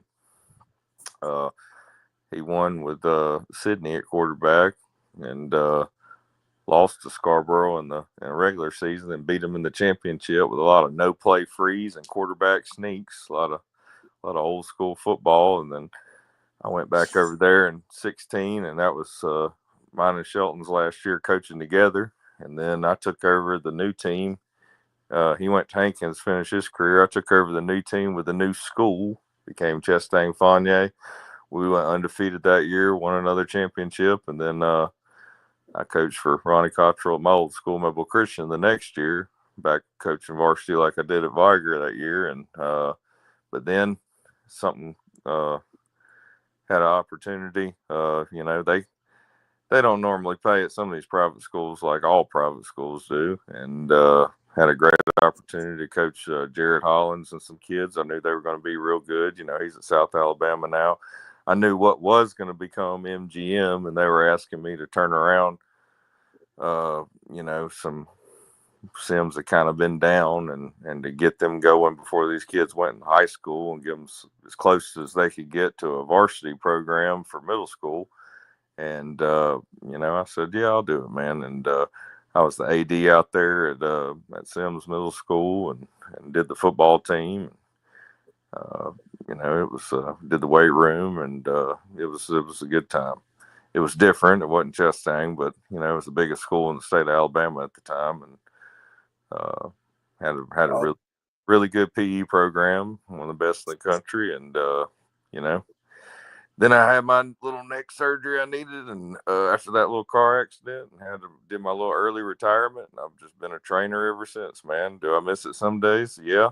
But I think it was the right time to get out of what was the better days of the Mobile County public school system. And the last couple of years as a teacher was kind of stressful. And I think me and you coached in it when it was some of the better years. And those were what people say, the good old days. Had some good mentors back then, some good old school coaches. Even guys like I coached against in basketball, like Coach Willie Burns, and had Santee Gamble back in the day, mentoring a lot of people. And there's a few other ones, maybe Keith Gorham over at Hankins, Tommy Hearn, Hankins, and then Causey. So just a lot of great men back then, man. I'll tell you, man, that was the good old days. I can tell you that. Boy, football, man, boy. And before you get started, the last thing I wanted to say was, I've watched it the last couple of years. It's still okay. But when we coached in it, man, some of the physicality of this middle school football, you'd think you were watching a 1-3-3A varsity game. There was some hitting going out there, buddy. Oh, yeah. I'll never forget, man, my first year, I walked by the football field for the first 10 days of school before I went out there. And they had hired me on, the basketball coach. And the principal like, man, see you watching. I would walk, like my ends got the little middle for you coming out the new building going into the old building. And I would walk across there every day. That was the last little foyer, the little passageway, with the little cover. I would walk across there every day. And I never forget Miss Young. She said, Coach, you need to go on out there. Because she knew I was the coach, because I came to take her husband's job, because Coach Young, they had moved him to BC Rain. And she was like, "You need to go on out there. Chandra used to be out there." I was like, "Okay." I went on out there, and the rest is history. Man, we beat County that year, y'all. Kenmore Hanley, the defense coordinator out there at St. Luke's, he picked one off in the end zone. It was 30-24. No, it was 30-26. And he picked it off and ran it all the way back, 109 yards. BJ Scott threw it. I ran a gimmick defense on him, and he thought we was in man. And Kenmore came out of nowhere and picked it off and took it back to the house. And man, we had every high school coach that was a coach in Mobile County at that game. Terry Curtis included. Everybody was there. Everybody was there. And that year we went on and played St. Paul, AJ McCarron, and all of them. And shoot, they had the varsity coaches down there coaching. That game. I tell you, we played them out that paper. And man, them folks tried to get every kid. They used to go to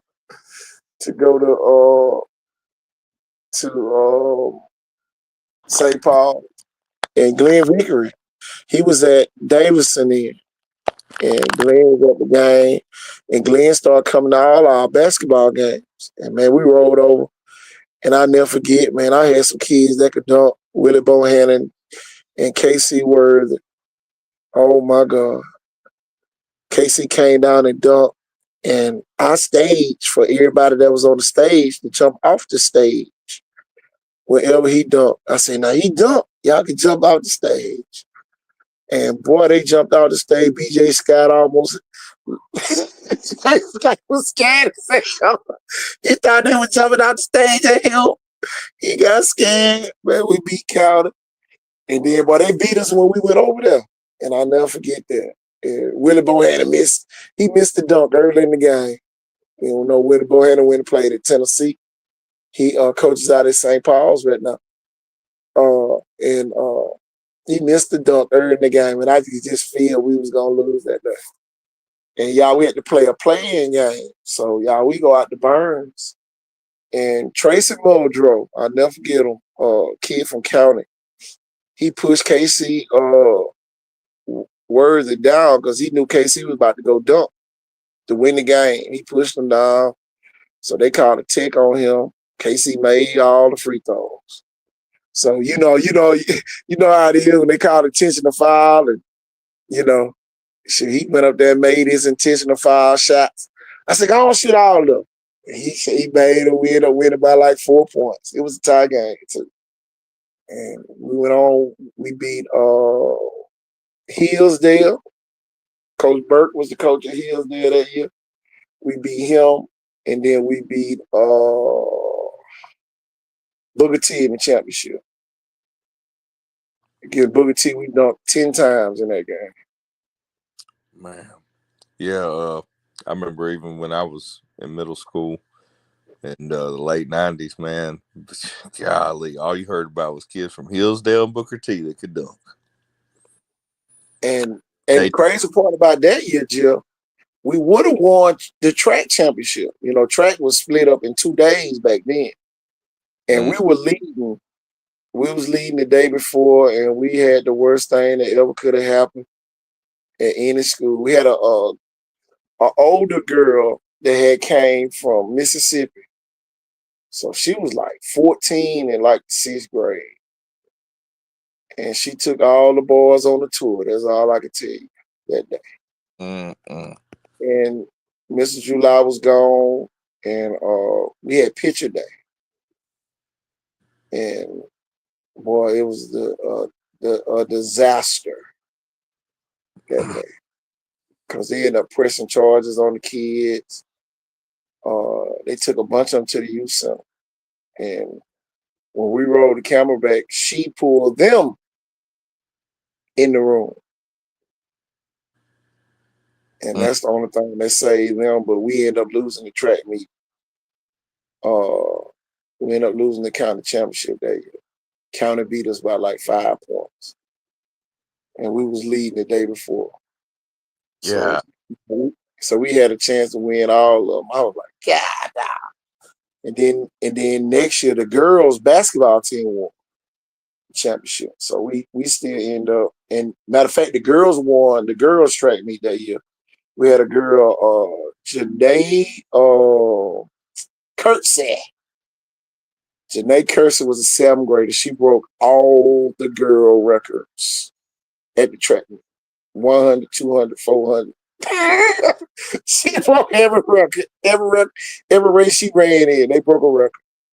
And I'll never forget that year. She set all the new records. I don't think nobody ever broke them. But man, I'm telling you, man, it was just on a game day. And, you know, we always had a set routine. You know, they'll call for the kids to get out. And, like, I'm going to tell you, I'll never forget, man, went over to Phillips my first year at Maine's. And them people told me, yeah, we're going to put y'all in the cafeteria because we having class. Oh, my God. Yeah. Y'all, I lost it. I remember hearing about that. Y'all, I lost it. Oh, I lost it. Well, Coach, you have to calm down. I said, we have class too. So it became personal.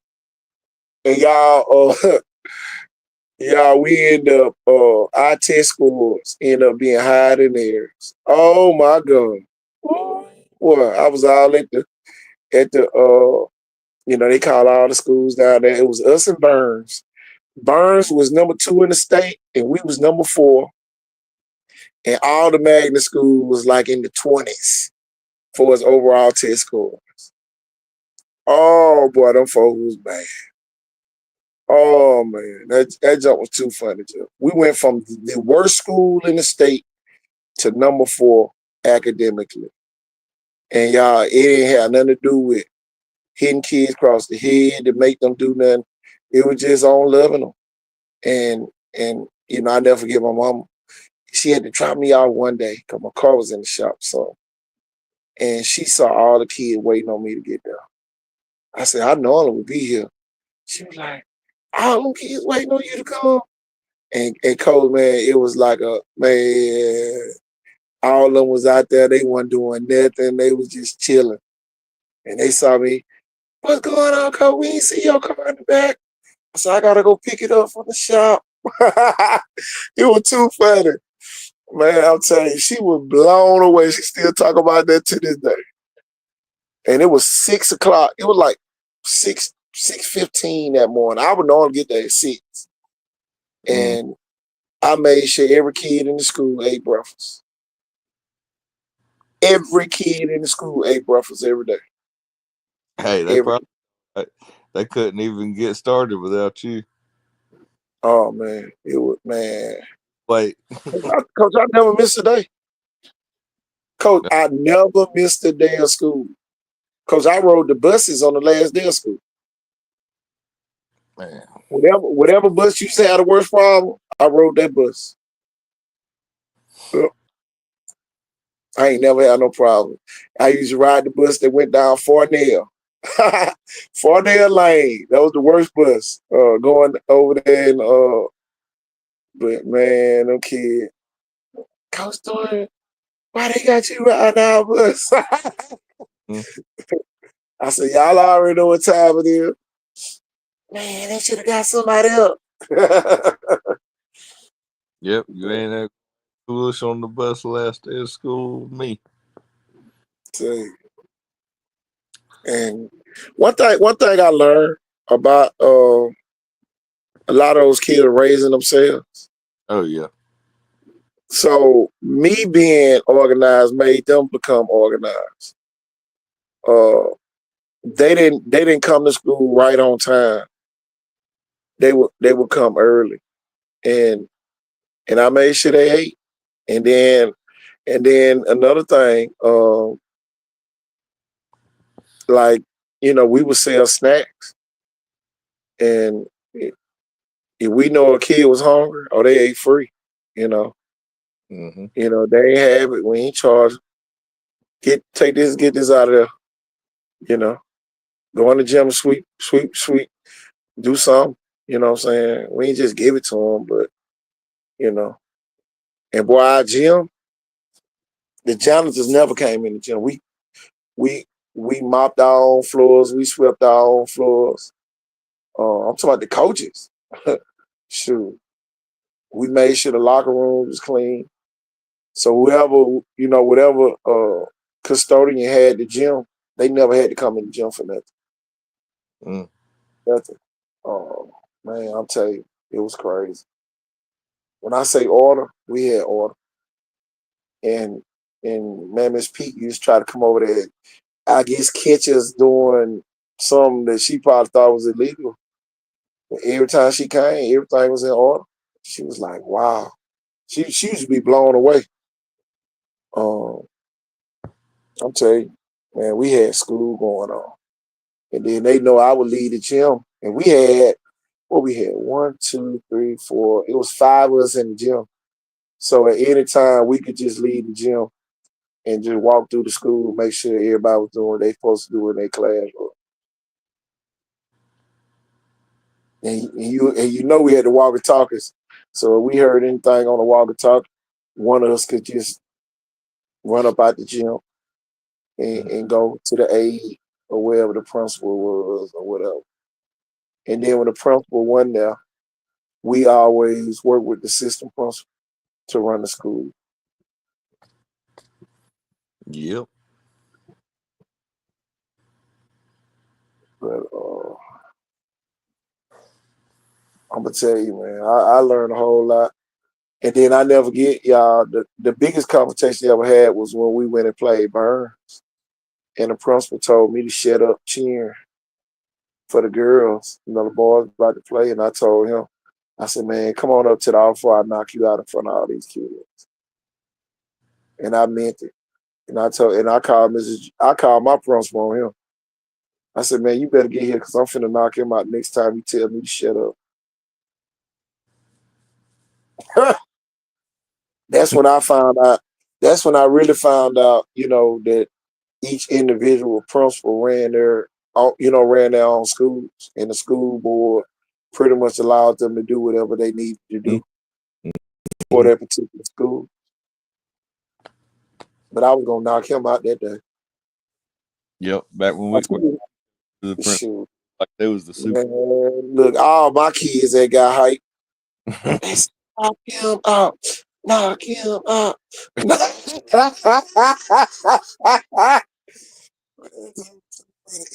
kids were cheering with my kids. They wanted me to knock him out. They didn't like him either. I said, man, come on up to his office, man. Before I tear this gym up with you.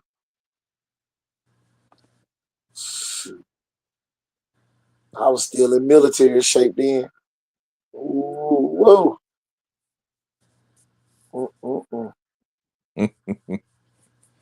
Yeah, man, that was the glory days of coaching, y'all. That's when the administrators kind of work with the coaches. Yeah.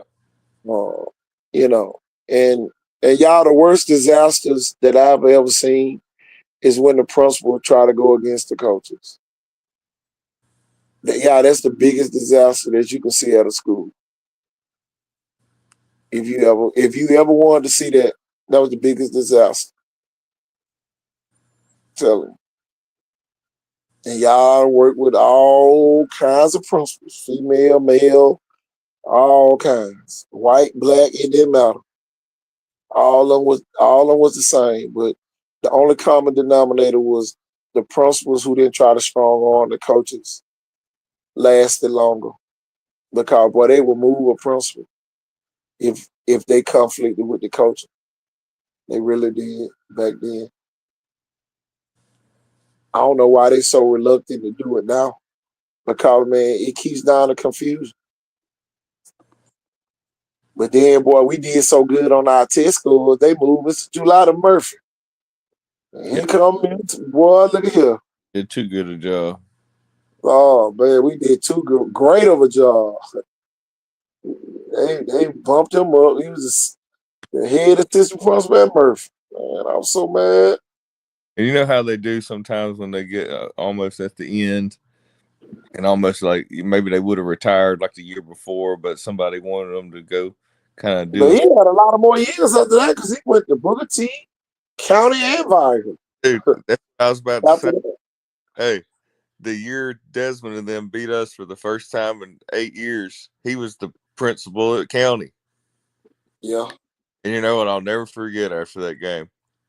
Just for that community, and like it just nobody had beat us in forever. And the game was at Pritchard Stadium, and so many of Oh those. man, I remember that guy. He had some tears in his eyes, man, and he was just like, he said, "I know nobody's beat y'all in a long, long time." He says, "But I just want to say this." He says, especially for these kids' age, he goes, I don't know if I've ever seen a football game like this. He said this was so great for our school system, but for our communities. And he says, and it was an honor to be here tonight. He goes, I know you may not want to hear that from me right now. He goes, but I'm just blessed to have witnessed this game tonight. And I was like, no, I said, y'all deserved it big time. And you win some and you lose some. And we had our opportunities, and y'all are full deserving. And y'all go celebrate with your kids. And they're a great team, and y'all are the champions. Oh yeah, that was the good old days. And at first, because feelings are, and we really wanted to win every game and didn't almost care about sportsmanship. Of course, Shelton and I were going to sprint over there and shake your hand, be like, you deserve it, and great job, and you beat us or whatever. But Coach Hickman, after the game, and maybe for like a couple of days, were like, it was like y'all were happy for him or something. Y'all didn't like lose the game on purpose, did you? We're like, are you kidding me? We're like, but what could we do? They beat us. It was like she thought that we would be a little bit more like even sore loser, like like our faces or something should have been a little bit like pissed more. But it's just like we were happy for those people in the moment of knowing that our kids couldn't have played any harder. But while we're talking to them, smile with them for a minute. Be happy for Plateau and County, and it was a dream season for them, man. And here's the thing too, I don't know how many of the kids played on the team the year before, if they had growth spurts or whatever. We played at Viger High School the year before in our game because Ashley Johnson wanted us to, a lot of the kids would be going to school, especially from County. So and we had Pritchard Stadium as our home field. Johnson wanted them to play, there instead of their school if they wanted to, and for us to all play over at Viger's practice field, and they'd make it look really nice. And we were like, well, okay. And it was going to be an afternoon game, like after school or whatever at 4:30, whatever. And Viger's whole football team would be out there, and the coaching staff, and man, we beat them 55-0. And then dude, you want to know the weird thing? The next year, we played them in the first game of the regular season. We lost to them then, and then we lost to them in the championship game. So it was the first time we'd even been beaten in 7 years, and they did it twice a year or 8 years. Oh, yeah. They had got Cornelius, they had got Walker over there, the kid from Booker T. Yeah, and a couple more kids from Booker T had moved over there. That year. Something happened at Booker T, and those kids left and went to County. Yeah. DeAnthony Walker, that's his name. Yep. DeAnthony Walker. Yeah. Other end of Desmond. Yeah. Boy. Get off that ball quick. Man, come on. Real quick. Had pork chop out there at the 3 Tech. Yeah. Well, my thing is this, yeah, and this is my new conclusion to football. You're not gonna beat football teams unless you got football players, and you're not gonna be full-time football players if you got part-time football players. And it's a lot of schools right here got part-time players. Yeah. And when you play teams like Viger, man, you got to bring a lunch. Breakfast, lunch, and dinner if you plan on beating them. Sara Lee in the same way. Mayor G, another team like that. So, but because as much as I hate to say it, the kids that aren't already top kids, the rest of the kids they might not be mediocre at best. Yeah. You know, whereas and it's like this at some other schools. Like, some people say it'll be like that for a kid he's going to be good, just good enough to start at St. Paul's, but he may not play college football. You know what I mean? But his daddy played for St. Paul's and like his grandpa or something. And he's like a legacy. He's going to give it his all, for the year or two he starts for the team and earn that position. He's going to go out there like his life depended on it. Like it's him playing for Alabama or Notre Dame or something. And it's the same with those kids at Viger, especially. But then a lot of those kids, the crazy thing is just like the kids that played basketball that went out there, and you never hear about this. 1 year played football, but got a football scholarship. Oh, yeah. But it's just different over there, man. Like, I hate to say it, it is. It just is. I mean, I don't want the alumni at Viger to get so cocky to make them feel like they don't need a coach. Every team needs a coach. But Viger needs a managing coach. Yeah, and that would be like dissing the people that they think were great coaches. Yeah. You can't say that Harold Clark wasn't a great coach. You can't say that. And then all his assistants, like, you could name all the ones that coached you, and including Dearman on multiple staffs, and even his son or whatnot, all the way through Kerry Stevenson. And oh, yeah. So it's of what happens on the inside. Blunt even had some great talent on those 90s teams, but they still had a great head coach. It wasn't just talent that won those. Yeah, P. Ryan. I mean, he at least went to some. He was a great coach and manager enough. So, and he had great assistants. So, I think it's a lot to be. I don't see how Viger doesn't find. I don't care if the guy came from Texas or Arkansas. I don't think you could hire somebody at Viger at this point that's not won some kind of a state championship as a head coach. I don't care if it's at the 1A level. I think they've got to be a champion head coach.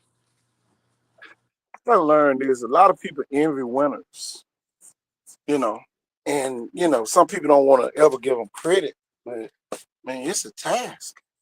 It's just like UMS Wright. UMS Wright got more football players than a lot of these schools around here, and some people get it confused with talent and all that. Man, it's different when you're a football player. Mm-hmm. See, some people just know how to play football. Some people just know how to play football. But it's a difference when you're a football player. I mean, that's part of your pedigree, and then you're a championship football player. Whether you like UMS or not, those kids have seen championship award. Mm-hmm. They could have been in K3. They could have been in K4. They could have been in the first, second, third grade. They have seen teams get on those big buses and went to those big venues. It ain't a kid at UMS right now probably playing football that wasn't at the last championship game that they played in the snow. Yeah, probably went. Yeah. And people discredit that, but a lot of that goes with what they're doing. That's why they were still playing football while other schools had packed it up. Mm-hmm. That's why they can go to a Demopolis, upset Demopolis, then come back and beat Andalusia the next week. And because they're not competing against they're not competing against the school, they're competing against themselves. And I was asking earlier, man, I would always just draw up our plays and defenses based off of formation. And when you got in those formations, we already knew what to do, because we ripped it and ripped it and ripped it so much that, it was almost like a class. Right. You see this defense or this alignment, this front, how are we attacking this play? Does anybody's assignment change? And when you got the kids that can go up there, point out hey, you got a great team when not only their job, but they know what everybody else's job is. How the whole concept works. I'm gonna tell you how athletics help academics at Mainz. I require every coach over there to have playbooks for football and basketball. Love it. And kids had to have those playbooks. So now the accountability goes up. Now it's almost like everything dealt with a book. So now when you have all these books that and y'all, that's why our academics soared through the roof, was because we weren't afraid to give our players the playbook because we knew they weren't going to give it to nobody else.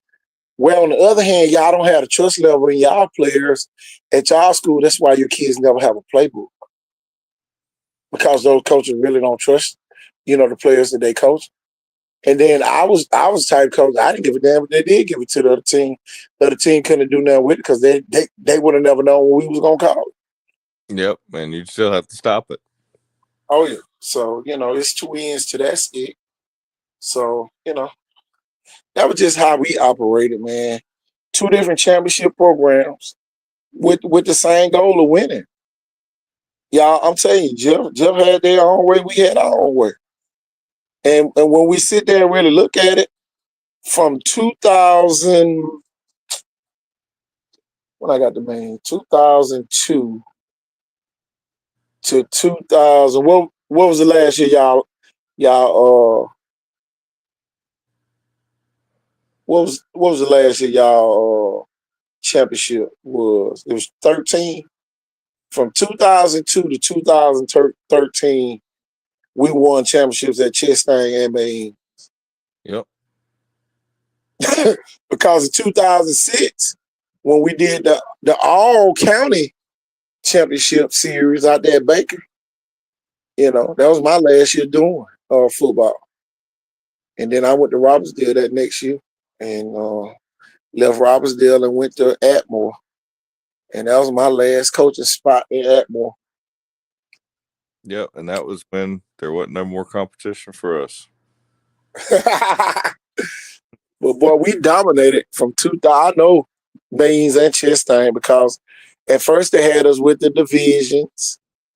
Mm-hmm. Well, we didn't have the format and all that other stuff. You just win your division. We won. And that season over, time for basketball. He made it for a couple of years. And then he come to KT Thornton Rule for me only, where I can only coach one sport. Mm-hmm. After I had won we had won back-to-back basketball championships.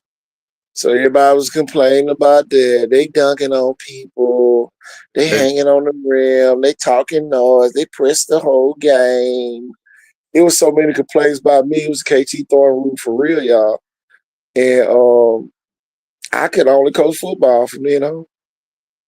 Hey, I think they hated you almost more in basketball than football. Oh boy, they look, y'all. I used to keep the score.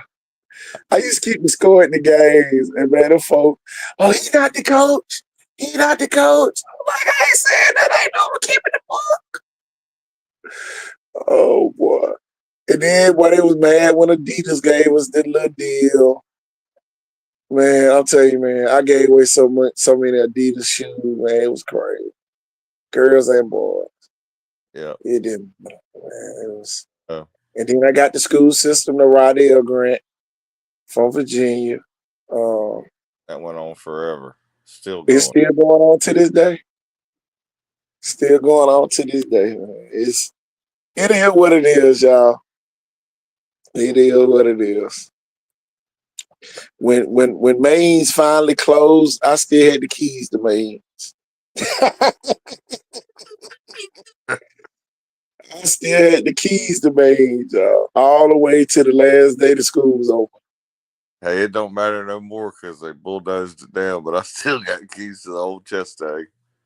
Yeah. And y'all, that's what a lot of people don't understand. The type of trust they had for us. Boy, we were so trustworthy, man. They knew we weren't gonna do nothing wrong. Yep. And them people, man, y'all keep y'all keys, man. We might need y'all to come open it up. Because, they done lock themselves out sometimes. Man, you got your key? Yeah, I come up there open. Man, I'm so glad you got your keys. Keep them keys. You know what I'm saying? It used to be crazy, man. I was like, It used to be crazy. Shelton would go on summer vacation like a lot with his wife because she was like top female bodybuilder, one of them in the world. So they'd be on the road a lot during the summer. And it was voluntary, but basically the whole team would show up because just about every kid lived right there in Trinity Gardens. And even if a few lived right there in 8 Mile or wherever, they'd find a way to get over there. It was like telling college kids to show up or something, and they'd show up. But 2 days a week, speed, strength, and agility at the school, everything outdoor, including the weights. And man, they show up, they would leave.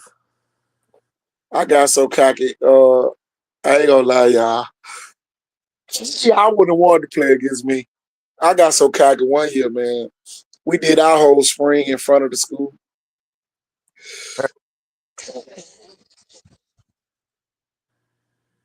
And on the front lawn of the school. Who saw it? I think I remember that, man. I think I might have came over there just to see it and hang out with y'all for a day. Man, we Because was on the front lawn of the school, y'all. It was too funny. Because we basically ran the same type of plays. We were just talking while they were, but it was just kind of like, this is awesome. This is awesome. Because, before I didn't end up there like we was really playing for some of those championships. I was finishing school before that. And, man, it was, that was something right there. I'll never forget, man. Every year, Davidson, Murphy, BC Ryan would bring us footballs every year. They would buy extra footballs for us every year.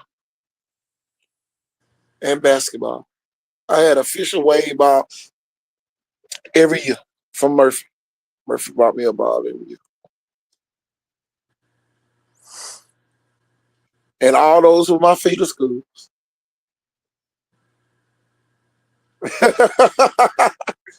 Paul Williamson. Good gracious. And then they ended up becoming Williamson Prep at the school. So weird. Strange, man. It's strange how things change. Oh, yeah. But yeah, man, we ain't gonna hold y'all up, man. What we on? 3 hours and 40 minutes? Might as well be real history. Tell you. Yeah, that is Mobile history 101. Really good. A lot of history, man. I'm telling you. But and we talk about it in case any of our former players or families ever hear about it or whatever. I know when I bump into some of mine, man, they still say stuff like the good old days, or they'll be like, "That was the best time of my life." I'll be like, "Golly," almost wants to make you tear up, man. Like, well, I tried to make it as good as I could for you. I Glad used to have a man. I used to say, I used to have a saying, boy, we run a program over here. This ain't pillings. hey, hey, now Pillage used to have a program when Shelton was there before he left. Look, I came right out the show, left pillings. Yep. Right, exactly. Hey, and you know he'd always brag. He'd always brag all the years we coached together, especially when we'd have to play him. He goes, "I've never lost to Pillin since I left. Never." They used to kill everybody when he was there. Golly, he has. Well, I had running backs by committee. I remember one year we had Quinn Marshall. Quinn Marshall ran 3 90-yard touchdowns down their sideline. He pulled a Roger. Yep. I had a flashback with Roger. I ran the same buck sweep on their sideline because I always knew every school's strongest player was always away from their sideline. Got put. The strongest players always was away from the sideline because they had to be independent. And run it to the boundary or something, just because you knew that you'd be the wide side over there, and he'd be all the way out there. Oh yeah, man. Got to keep them kids that ain't as good close to the coach so you can coach them up the whole time. Yep, coach them up the whole time. And I was so loud, it didn't matter who was on where. Right. You just played wherever I put you. And everybody played. Everybody played. I used to always say, they're going to have to beat all this today. Yep. Man, I look up, man, we'd be up 20-something day. God, everybody playing. Man, and people just don't know some of these scores we used to have back then. And hey, I've had guys that don't even live around here that would like watch the film and know how much time is in a quarter in those games for middle school, and they're going, "How do you score that much and you don't even really have enough time?" I'm like, "We just scored." Why y'all was no huddle? Yeah, he's like, y'all score like every time you get the ball. I'm like, well, there you go. And went for it on 4th down. Yep. That's how we beat y'all that year. Onside. It was 4th and about 30. He still went for it. Next play, boy, we pulled a trick play. Touchdown. we were both two of the only schools that liked the trick plays now. You had to have man. Man, you got athletes. Y'all are coaching one-on-one, man. If you got athletes, man, put in trick plays. Yep. Hey, Terry Curtis was the best ever at a few trick plays. Yep. And if you don't have an abundance of talent, man, get a ball to your playmakers. I ain't gonna tell y'all that too many more times. I ain't giving y'all no more championship hints. Cause y'all ain't gonna give us no rings, so we ain't gonna give y'all no hints. Right. Best player. If y'all was giving us a ring, well, we definitely tell y'all to win. Yep. Best players need to touch the ball as much as possible, more than anybody. Only got so many opportunities. And my last time telling you, if you got a great player on defense, put them on offense. Mm-hmm. And put them in situations when you need them on defense. And that's the last thing I'm going to tell y'all. Stop playing them every down on defense when they could be helping your offense score points. Sure. And when you need a stop on defense, you know that they can go get the stop that you need. And this era of football, don't be trying to get all them shutouts. It ain't gonna matter. It ain't gonna matter. 4 points. I'll score them and get stops. Yep. Big difference. Y'all be trying to blow people out by 100, and the offense be struggling. Talking about we got the best defense. Your defense should be scoring if you that good. Mm-hmm. Uh-oh. And if you ain't causing turnovers, your defense ain't great. Telling you. Just a mediocre, good defense. A great defense causes turnovers. That's right. And scores on defense. Pick sixes, scooping scores, block punts, all that type of stuff. Block field goals. Agreed. Tell them. Stop rewarding mediocrity. Too much rewards for mediocrity.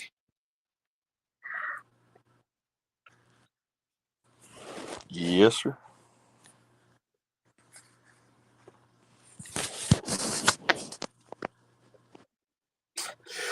And y'all, it's 11:25, so I think it's about 3 hours and 50 minutes. Yep. We about to 4 hours. we about to hit it out before Let It All Out Monday gets here. Right. 'Cause we got too much to let out tomorrow, especially if they do what I think they about to do. Oh Lord. It's gonna be some, y'all, we gonna go viral. And when I say we going viral, make sure y'all share, invite, all that good stuff. Make sure y'all go back and like this video. Like the video.